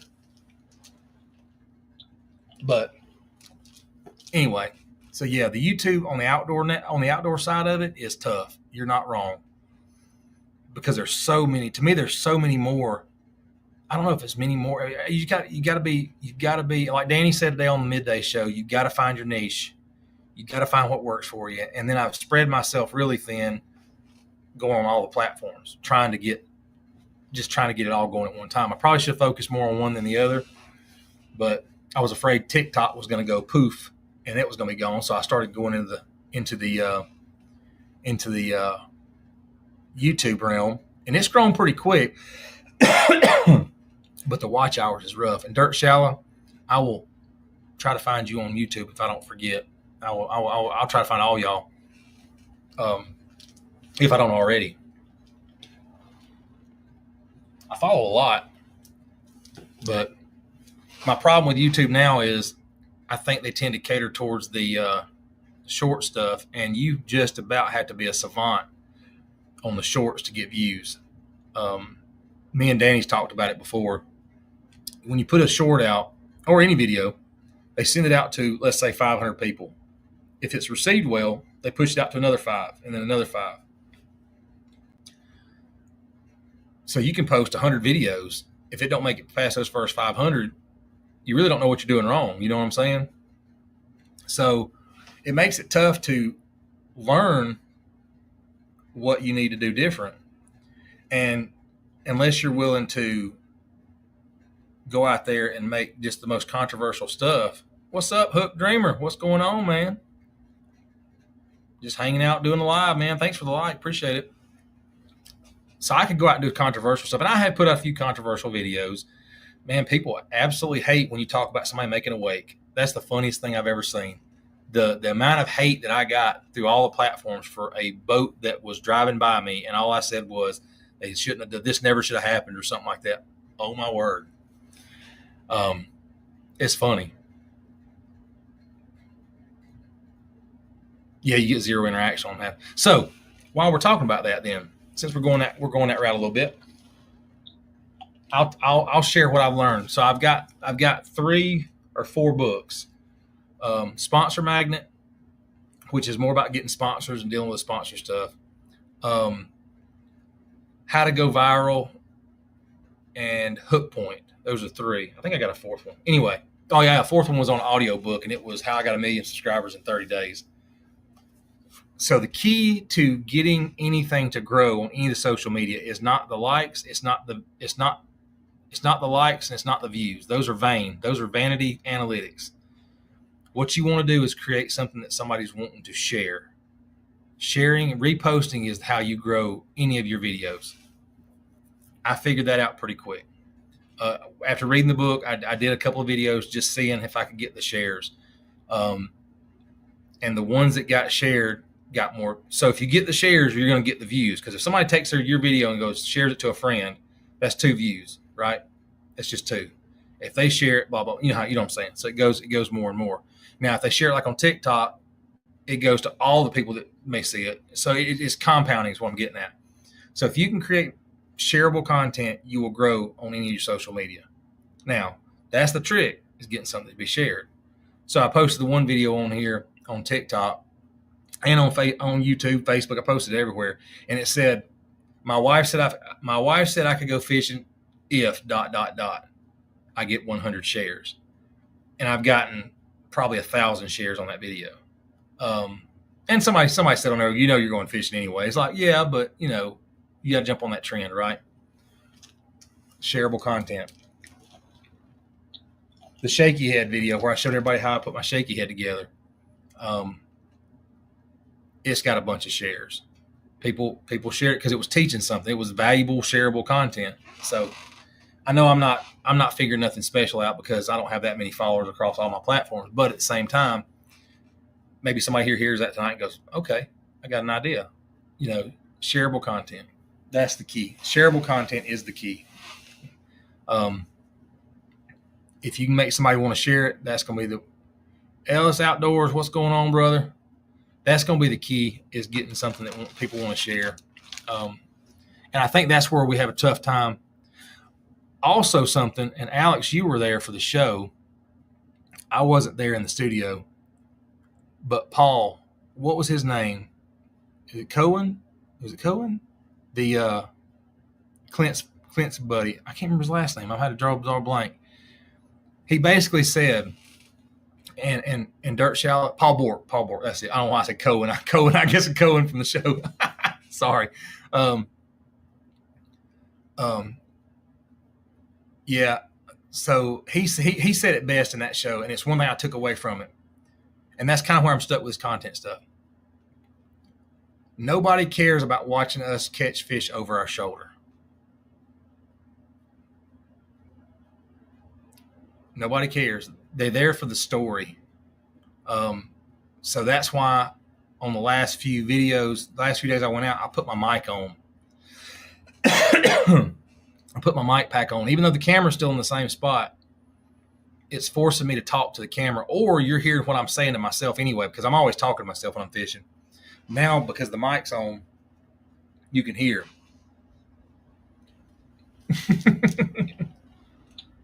He said, don't start videos with what's up, guys. So, yeah, I quit doing that I tried to quit doing that a long time ago. I'll still catch myself in my edit. I'll go to edit. I'm like, nobody cares. Hey, guys, we're fixed to go fishing. Nobody gives a crap, right? But nobody cares about you catching fish, watching you catch fish over your shoulder, or hunting, or whatever. Y'all check out Take Back Big Creek Lake.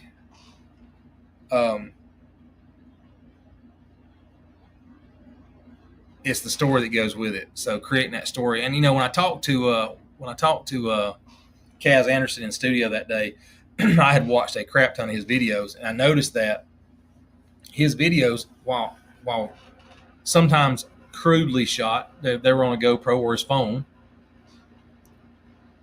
There was a story to every one of them. There's a story to every one of them. Alex, I quit. I'll record like an intro, like you're talking about, whether it's welcome back or hey guys, I've done it all. And then when I sit down at the computer to edit, I just start asking myself, do they care about any of this? And man, I cut out a bunch off the front of my videos doing that. And it's like, and then I just go, all right, we're heading, we're idling out of the boat ramp, and we're going to such and such, or we're going to do such and such. Give them a quick breakdown of what I'm going to do, and then I deliver on what I said. Now, my problem is I don't always do that because I go to certain lakes and I have no idea what I'm going to do, so I don't ever shoot an intro or any kind of opening scene. I have to go back and add that later, I guess. But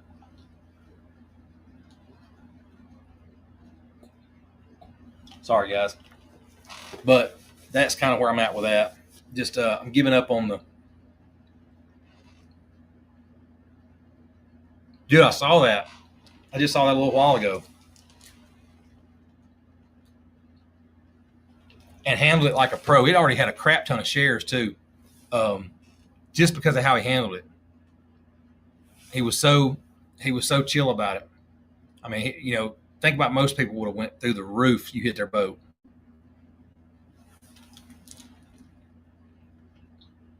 Gotta remember not to have that in when we start. I need to bring water up here. And that's exactly what I commented, Alex. He handled it exactly how you think he would if you know him. It was Kaz Anderson. That's him across the board. That's what I commented. I said, if you know Kaz, this is exactly how you would expect him to handle it. He's probably one of the nicest guys that I know, as far as like maybe realist guys, I guess you'd say. Like he is, how you see him is how he is. Anybody else, that'd have been a dog cussing going on because of him hitting that boat. But yeah, it was on there. I saw it this afternoon. We were at dinner. I saw it, or waiting to go to dinner or something. Yeah, that's what I'm saying, man. A lot of the guys I know would have flipped out if that had been their boat.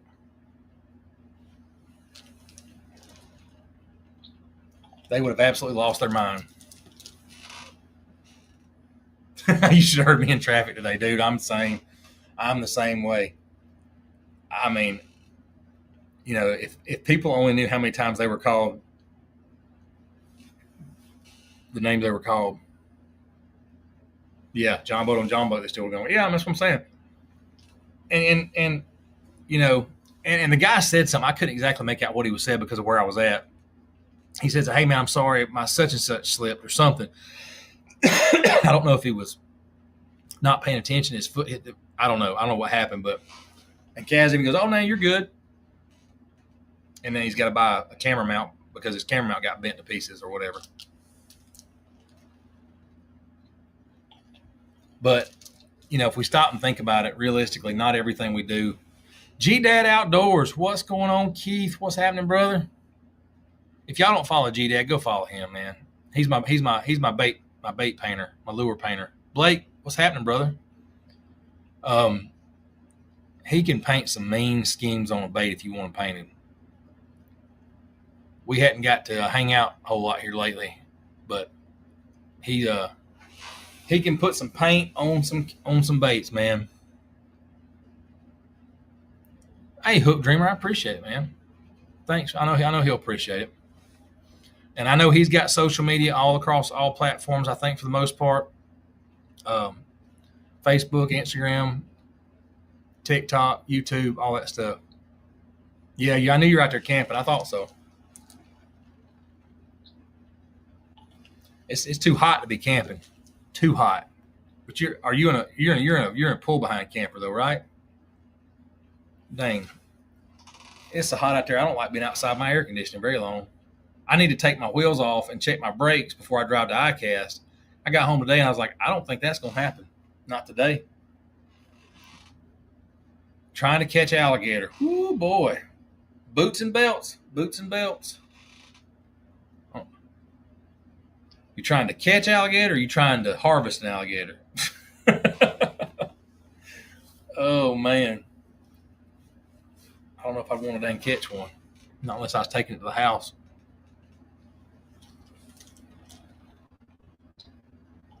I don't know when alligator season is. I have no idea. Never been. I always wanted to go on one, on a hunt. But never been on one. Never been on one. One of these days, maybe. We've been going an hour and a half already. Holy crap. I did not realize we've been going an hour and a half. 118 degrees today in the shop, straight up miserable. Man, yeah, I don't miss those days of working in the shop like that. Gator tail, gator steaks, absolutely. Yeah, I don't miss working in a shop environment in this heat. I did body work when I was younger. And all right, brother, I'll catch you later, G-Dad. I appreciate the support always, man. Always. Like I said, make sure y'all go follow G-Dad. I did body work when I was younger, and we had swamp coolers and, stuff like that to try to make it a little less miserable. But G-Dad, dude, you don't have to do that, man. I appreciate the cap. Thank you, sir. Yeah, Alex, I feel bad for you guys. And y'all are in there working on things, cranking them up and testing them and all that crap too. No, thank you. I do construction. I babysit grown men for a living. Grown people, not men. Grown people for a living. Glorified scheduler, basically, but it's fun. Yeah, the swamp coolers do get nasty. You won't go near them. Yeah, they're a swamp for a reason. That's for sure. That's for sure. Frag out fishing. What's going on, man? Yeah, them swamp coolers get nasty quick, man. All that dust and stuff gets in there, and oh yeah, man. Appreciate it, brother. Appreciate you, Dad, for all watching. You're the man. Thanks for everything, serving your country, helping others. Yeah, absolutely. Just hanging out. I understand. But if you guys get a chance, I'm streaming on both YouTube and TikTok. I was going to do Facebook Live, but I don't know if I want to do that. I hadn't got comfortable yet. I didn't really have a plan. Me and Big Bait John were going to get on. I texted him. I never heard back. I don't know if he's got my text or not. I told him I was going to hang out because I wasn't sure we were going to do it because of my wife's birthday. And she said, hey, go ahead and do your live. Then I'll be up at FNGO tomorrow night doing that live. I don't know if Danny's still going to have me host or not. We didn't talk about it. He didn't call me today. He may call me tomorrow. I could be hosting or I could be working the boards, one of the two. Just depends on how it goes. Alex will be up. He's going to be bringing a crap ton of stuff to show. We're going to have Andrew Blair on. Tony Collin Fishing, Bobby. Tony Collin Fishing on everything. Facebook, TikTok, Instagram, YouTube, all of them. Across the board. Well, Facebook is Tony Collin. I've got a Tony Collin Fishing page, but I hate the page because it's non-interactive, really. Oh, that's right. He's going to Cherry Street with Josh. Okay. I must have missed that part of it. I didn't hear that.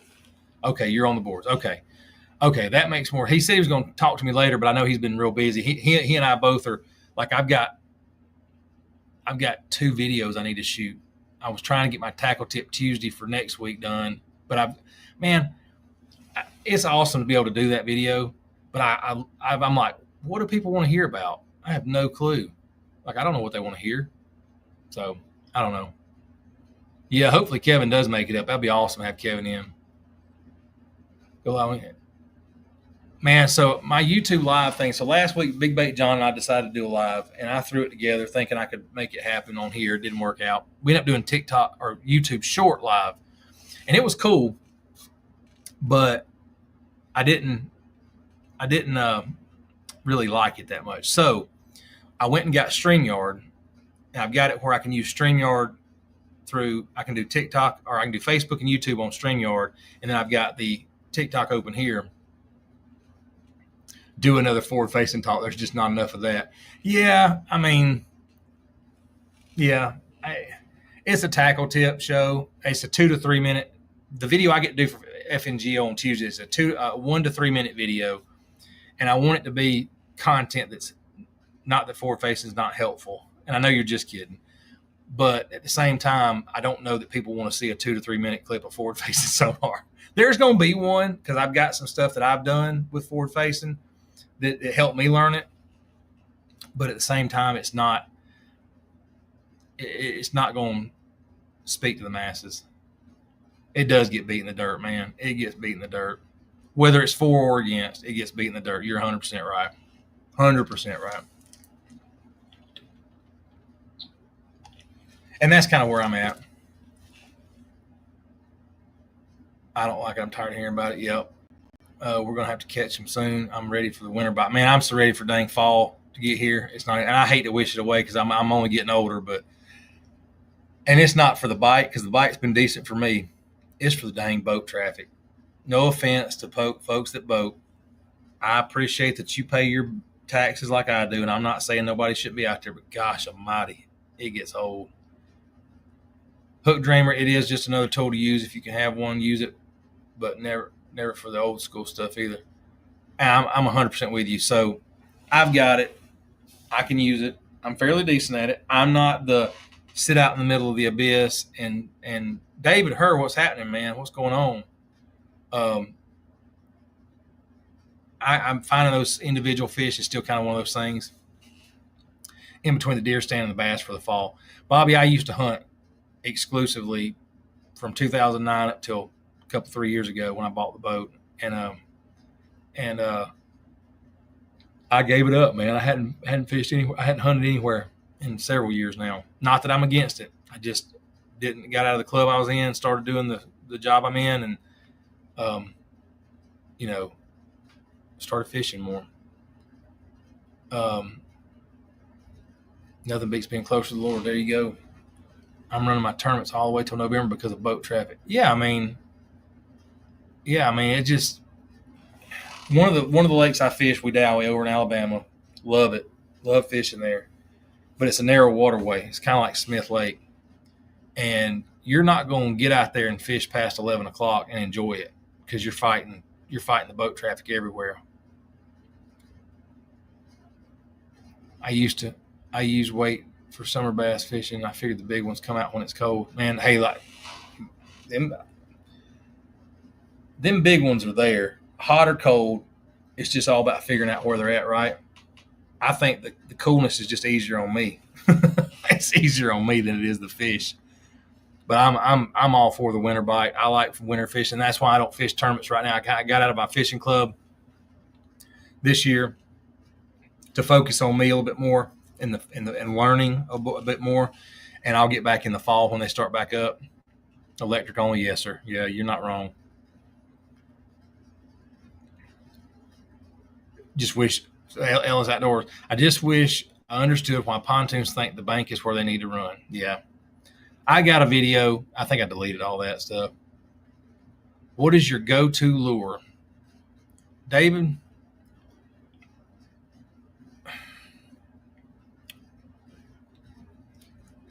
My problem is I like a lot of them, especially when I get bit on something I hadn't been bit on a lot before. But go-to right now, it's been a shaky head. FNGO is in Marble Hill, Georgia, up off of Highway 53. I might need a partner. Some tournaments I fish with Bass and Budman. Okay. Holler at me, man. Holler at me. I'm always up for fishing with somebody. What's the one you throw the most every time you go? See, that's the thing. I don't have one. And I know that sounds crazy. I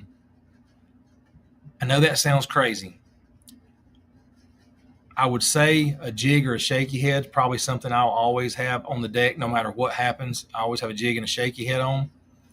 But I really like jerkbait a lot. I fish a jerkbait different than a lot of people fish a jerkbait. I treat it like a crankbait. I'll dig it in the dirt. I've had some of the biggest fish I've ever caught have been digging a jerkbait like a crankbait. I'm not scared to throw it in the crap. I won't throw it in a blowdown, but I'll throw it along the edges of it and stuff like that. That's why I say it's hard for me to answer. Now, My favorite bait's a buzz bait. I love a buzz bait. I'll throw a buzz bait when it's not even, you're not even supposed to think about throwing a buzz bait, just to see something about them blow ups. Yeah, I have dirt built up on the bill, man. People, my favorite jerk bait, I like the Berkeley Stunner. Number one. So I was going. This is going to be my Tackle Tip Tuesday video anyway. So I'll talk about it here a little bit. I think it was the Berkeley Stunner. It's a slow sink jerk bait. I'll fish it. I'll fish the deep diving Berkeley Stunner in 4 foot of water. Oh yeah, buzzbait and cold water can dang sure get a big bite. Absolutely, 100%. I'll fish it down in the 40s. See, Ellis says his is a square bill. I love a square bill too. I don't throw it as much as I used to.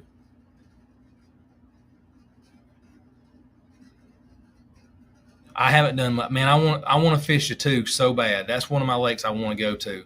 I use Chattooga, Lanier, Allatoona as my learning. Like I watch videos on it, and then use it over at Wedowee because I'm closer to Wedowee. Rapala Shadow Wrap, deep. It goes deep, but like Tony and I fish it shallow. Yeah, man, I'll take it. I was big on the regular 112, 110, whatever the heck they call the stunner, and then I figured out the dang deep diver. Man, it grinds the bottom really quick, and I've got my PB is on that bait. And it might have been on the shallow runner. I can't remember exactly. I was fishing super shallow with it anyway, but it's on a stunner, 7-pounder on a dang off of wood dock poles. And yeah, so, but shaky head, yeah, the deep dive mixed stick, man, those mixed sticks they can be rough though, man. Those mixed sticks can be rough. I didn't like I like them. Just got to get used to their action compared to the other ones. That was the only thing I found. Yeah, you're not a huge fan of them. I'm not either, man. They were definitely weird. Searching for a new PB. That's why I've been throwing the glides this year, David. I'm trying to go after those bigger fish, but then the big started showing up with a shaky head for me. I just knew I was going to catch something bigger than what I already had. I caught a 6.5 the other day on it, but Saturday I thought maybe those other big ones were going to be bigger than what they were, or that other one. I just don't get on like the others. The McDart's pretty good. I like the McDart. I had good luck with it. I hadn't had a chance to throw it a whole lot. Probably should. 6 cents provokes good. Is that the one I've got? I had G-Dad paint me a couple. I can't remember if it was 6 cents. It might have been 13 fishing. It might have been 13 fishing, the one I fished with. The Jackal. Little John and Chartreuse root beer has been good middle of the day for me. There you go. McDart only in dock lights. I caught them in inside main lake points back during the fall, winter time on McDart. Back when we first got them, we couldn't talk about them. I caught them like that. Yeah, Little John's definitely a fish catcher.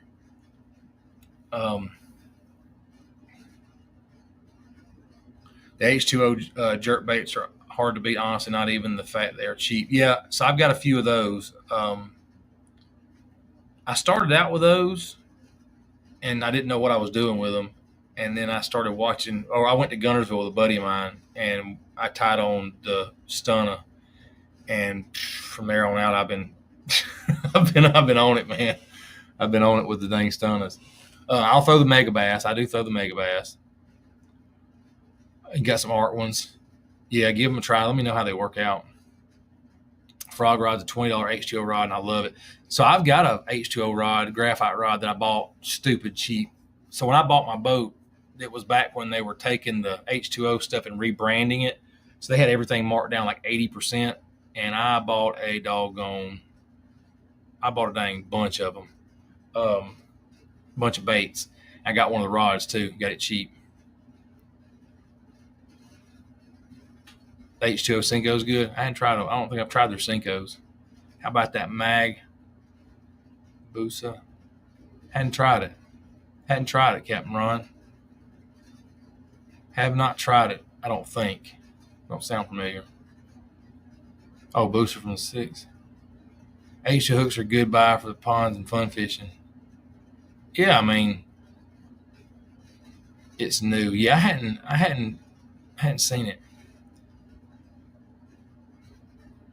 Throw those. I need to look that up. Yeah, Alex, I saw. I posted my stuff, and then I saw your swagger stick video or whatever y'all were talking about. I need to get some. I need to get some. Those I'm always looking for something different anyway, because I think a lot of times we get stuck fishing the same old stuff. And of course, everybody and their brothers out there throwing the same old stuff too. And I think that's a huge another reason you get bit different when you start doing. And I'm loving going with the smaller bait makers. Okay, I'll make an order after I cast. I'll make an order after I cast. Of course, I got to try these things right here though. These Magnum baits I bought. That's the ones I got to try. 11 and 10. It's the 10-inch mag stick. I'm gonna put one of those on this 7/0 5/8 ounce shaky head. That's the ones I want to try when I get back from my cast. Okay, thanks, Alex. I appreciate it, man. Yeah, I need to try. I saw the video and I went, dang, I need to start buying some of that stuff from guys like Andrew. Not there's anything wrong with Zoom, but like I said, everybody and their brother throws them. Use H2O hooks for your plastic. Now I'm not gonna say I'm a snob, because I'm not a snob. I'll buy Gamakatsu's hooks. I buy Mustad triple grips for all my treble hook baits if I'm changing hooks out. I like those real well. But I will go to Bass Pro and buy a pack of 25 hooks for cheap, just to throw them on something if I need to. Okay, Frankenstein has sticks too, and he'll do them whatever color you want. No salt or anything though. Huh. Yeah. Had him copy the monster shad with a twist for me. There you go. I may look into something like that. I like the green pumpkin. I like green pumpkin anything for how I fish, where I fish. And I think a twist on the green pumpkin will be pretty cool. Maybe like a bullfrog type color or toad color, whatever they call it. I think that'd be pretty cool. Pretty cool color. It would work well where I'm at. I need to come down to South Georgia and fish some of these lakes down here with the big baits. Man, so I'm originally from Americus, and I haven't been down there to fish since I was probably 14 years old, maybe 15. I might have been 16. I don't know. I was driving. I think I drove last time I was down there when I fished. We fished off the bank down there at Lake Blackshear. Yeah, same. The hook. Yeah, the H2 hooks come in a good amount in the bag. They do, absolutely. My problem is I don't fish like my worm hooks and stuff. I don't fish a whole lot with them. I don't use the Texas rig a whole lot. I buy weighted belly hooks for stuff. I found a good deal on Amazon on some weighted belly hooks. They seem to be pretty good hooks too. Make a trip down to Seminole this winter. There you go. That'll be fun. I need to get down there. PFA in Hawkinsville is a heck of a spot, especially for 6-pounders, man. So my dad lives not far from there now. He lives up in he lives off 16 somewhere down there. 398, Highway 398, somewhere around in that area.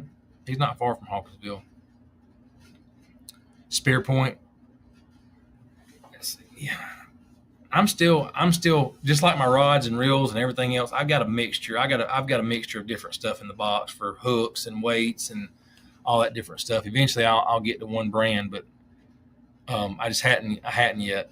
That's been one of my main drawbacks. I buy stuff and it kind of goes all over the place. Yeah, we were talking about that earlier, Alex. That thing, K shad or whatever it's called, whatever the heck that thing, gonna be 7.1, 7.8 ounces. You're gonna need to throw it with a broomstick, but it'd be fun. Normally, every time I get my feelings hurt trying to 8-pound PB on that place. Man, it's going to work. Oh, it's definitely going to work. You're going to get bit on it for sure. Juicy, I need to go down there, I guess, and fish down there some. I just hadn't been. I hadn't been. And Alex, that thing looks wild. It looks wild. Good night, Pawpaw. Good. I guess my wife and my granddaughter are typing.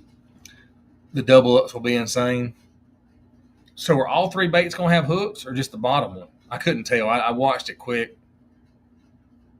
I couldn't tell if all of them had hooks in, or if it was like a.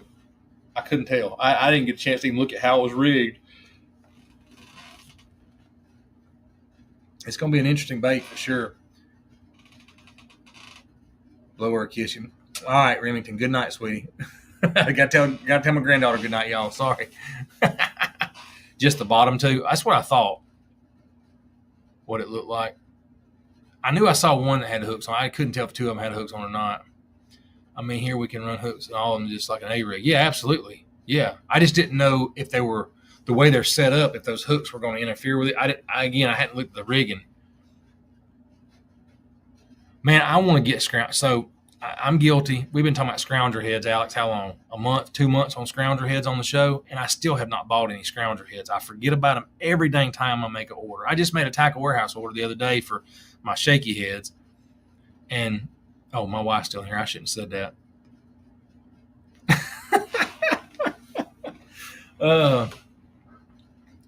With a full-size fluke, their money. Man, we've been talking about the scrounger heads, and I hadn't bought one. I need to get one. I don't even think I don't even think she knew about these. She didn't even know about these. I got a problem. I can't help it. Can't quit cold turkey. Second one has a treble on the head side. Didn't look like it was on the back. I like the Pulse Fish Scroungers. Yeah, I got to get some. I need to quit talking about it and buy them. I just keep forgetting. Every time I make an order somewhere, I forget about the darn things. And then I get in here and we start talking about it on the show, and I'm like, oh, crap, I meant to buy some. When Danny gets that shop fully stocked out, I'm going to be in trouble. That's my problem. Because there'll be crap I'll be coming home every week with then. I'll be coming home every week with them.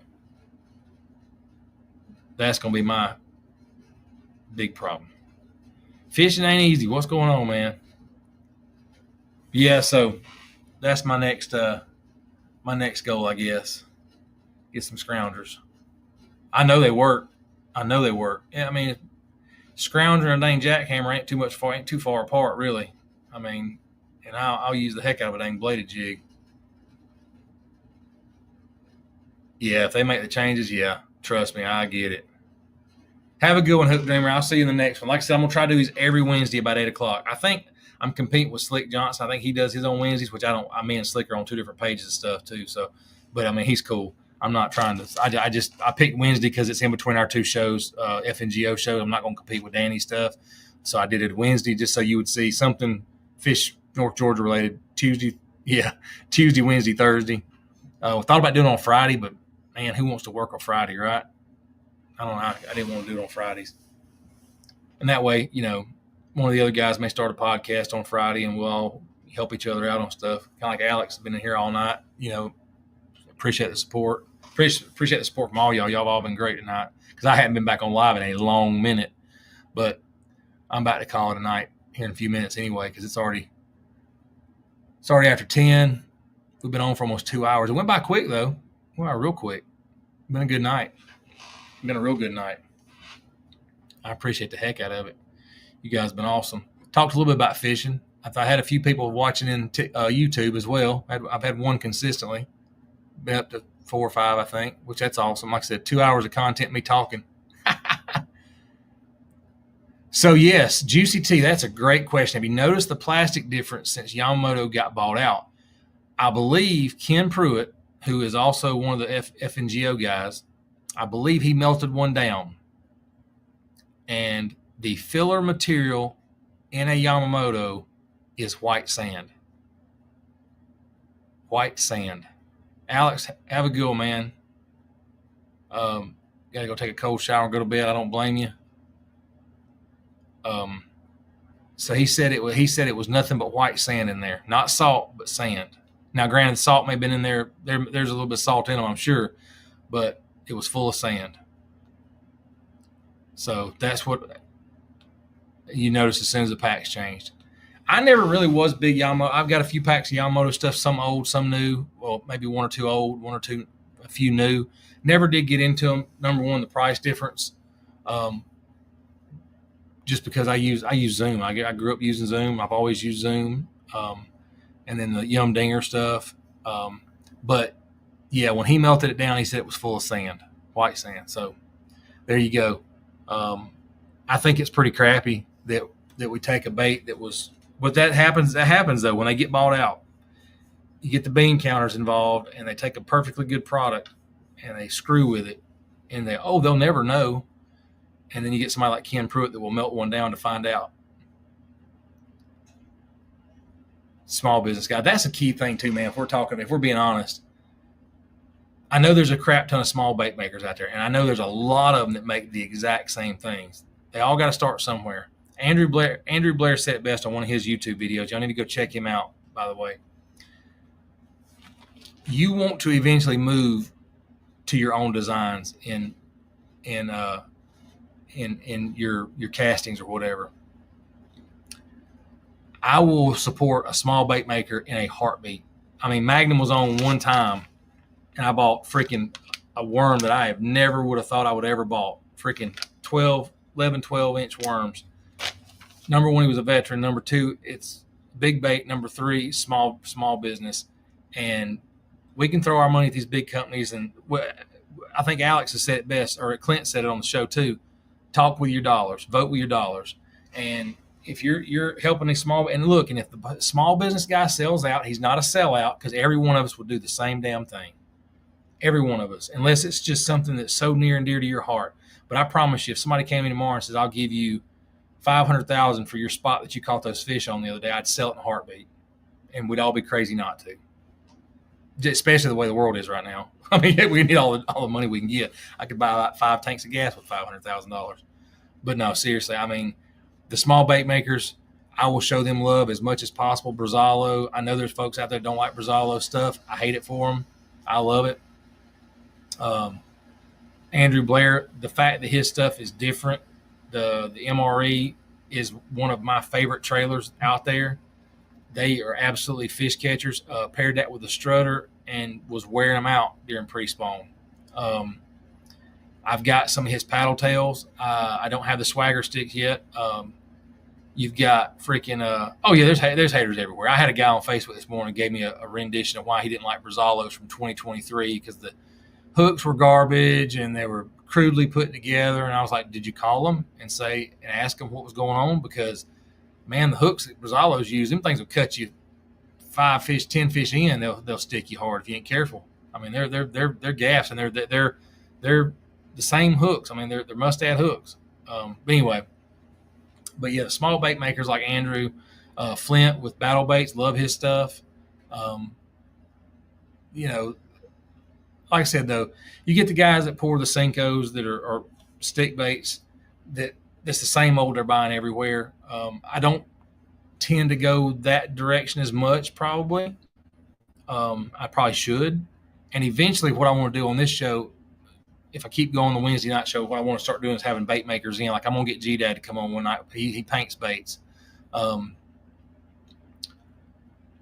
see, you still never broke a battle bait spinner bait. There you go. I mean, and you fish a spinner bait a ton. And I've said it on here, like with the strutter. And I know he's redesigning the strutter. Brazalos is redesigning the strutter. I have an issue with one of the design parts of it, but it was because that was his only workaround for the patent, to not violate patent law. But it's just like any bait. You bang it into something hard enough, and I tend to bang stuff into hard enough, like seawalls and stuff. You're going to break stuff. And I have broke several strutters just jacking them into pole docks or, seawalls or whatnot, rocks, whatever. And I would come back with just the blade left, where it basically opened up the gap on the blade where the bar came out. But I've also caught 6.5 pound largemouth that fought like a dang tank on it and never had a problem. So you're gonna have stuff. You're gonna have stuff happen. But I think he's redesigning the strutter, which on one hand I sort of hate, but on the other hand I know it'll make you better. Smacking boats, yeah, that happens too sometimes. Lose them in trees. I do that too. But what's up, Eddie Hudson? What's going on, River? Sorry, guys, I'm over here. I'm gonna have to change my seat position, guys. I'm gonna have to put TikTok right here in front of the screen because I lose this over here. Eddie, what's going on, man? But yeah, I'm gonna have to do that. What's up, man? Hey guys, Eddie. I'm getting used to the string guard on here. Weed whacker in a tree. I blame the cast braid. Dude, that cat. Oh my gosh, what are you talking about? Yeah. So I know we talk about cast braid. Look, I just need them to come out with some 65-pound. I know they got it, but it's never in stock. The 65 pounds, when they get it, it's going to be game over on my buzz baits, man, because that's the only rod. Well, not the only rod, but no, it might be the only rod I don't have cast on yet that I use consistently. And I put the weed whacker on the cast. I think I put it on the cast. I'm pretty sure I did. Yeah, I did. Yeah, it right into a tree, right into it. Luckily, the tree was over in the water, so I could ride up in there and fish it out. But man, them jokers will sail with that cast braid on there. If y'all don't believe me, save up your nickels and dimes and get you a dang roll of cast. Fill about half your spool up, 3/4 of your spool, half. I'd say half if you're gonna cast a buzz bait, full of junk braid. Tie your cast onto it. Tie your buzz bait onto that. I was using the Smackdown for my offshore stuff, and tack toad. So I was using the weed whacker. Believe it or not, I had a MRE on there, which is not as heavy as a tack toad probably, but it still sailed. It caught wind and went. I was using Smackdown on my spinning reel. I think it's Smackdown on my spinning reels and on my buzzbait rod still got Smackdown on it.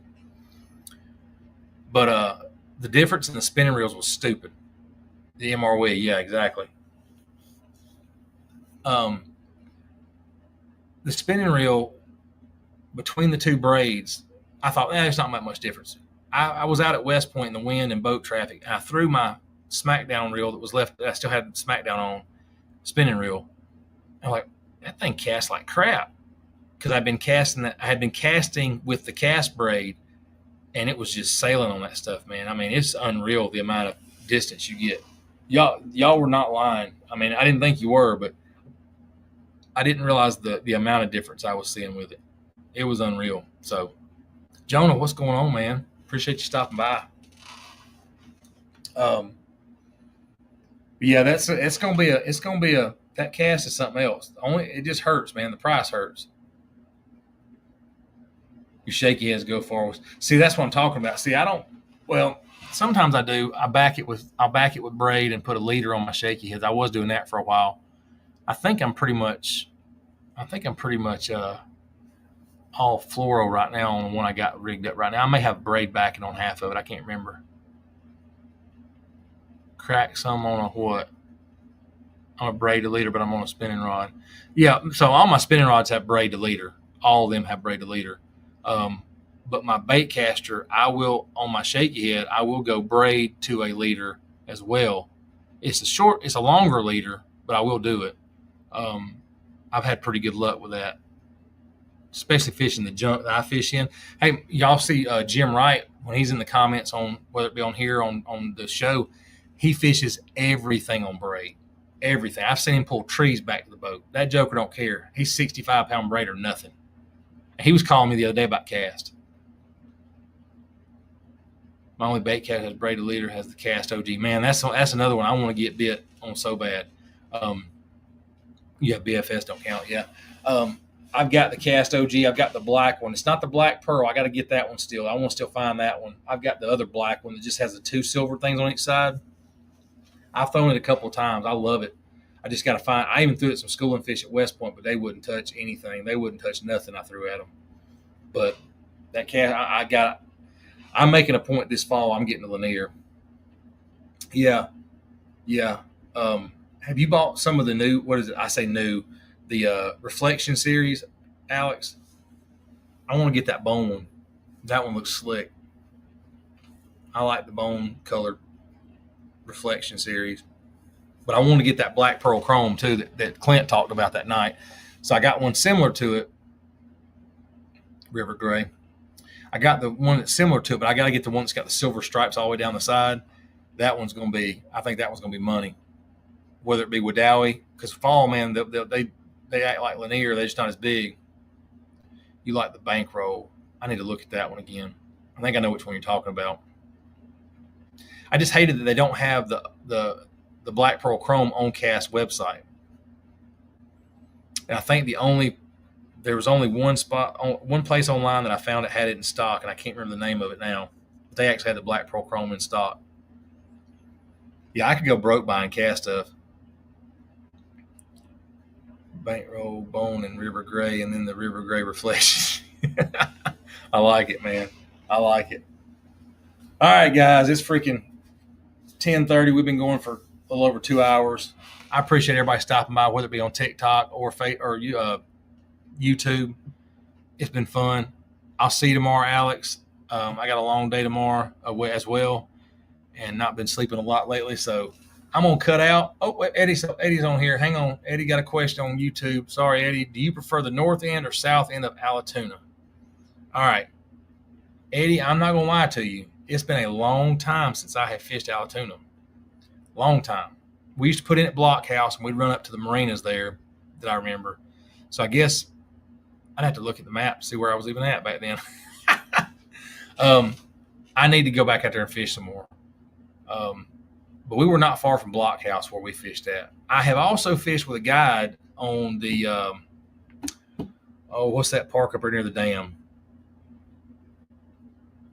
I think Galt's is where we fished at, Alex. I believe Galt's is where I caught some nice fish in Galt's.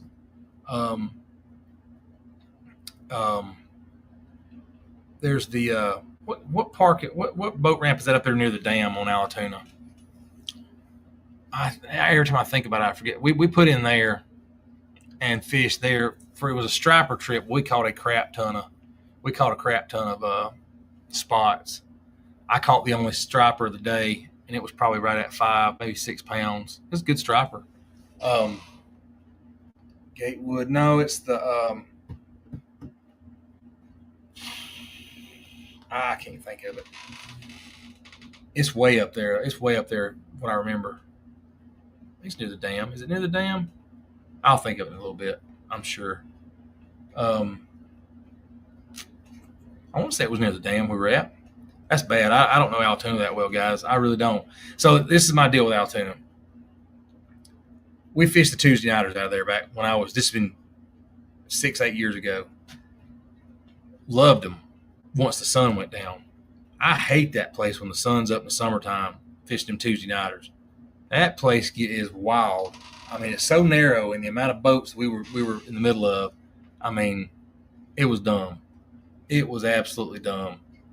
I don't know that I can open up another page here with that. I don't think it'll mess me up over here. It won't mess me up over here. Let's see. Let's see what boat ramp.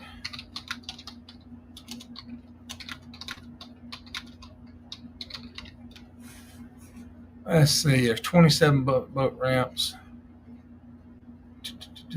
Let's see here. I don't think it's going to. Well, tell me what boat ramps are.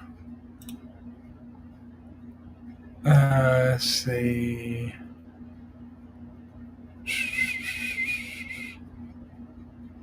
That don't tell me the. Oh, that's thing Parks. That's Parks and Dave's ramps there. I'll think of it in a little bit.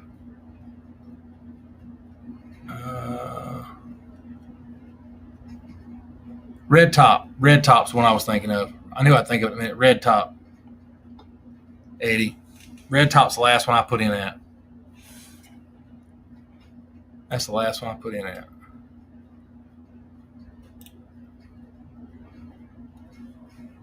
Is that near the dam? Maybe I was wrong. No, that's not near the dam, is it? That's way up. Not way up, but that's where we put in. But that's not where we ended up. That's just the last place we put in. We fished on that side.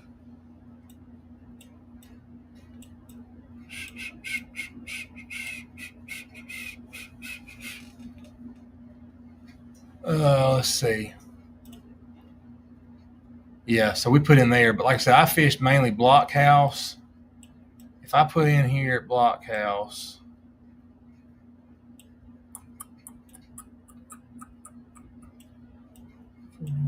shoot fire. That's bad. It's been so long since I've been on that lake, man. I can't remember nothing. I can't remember nothing anymore.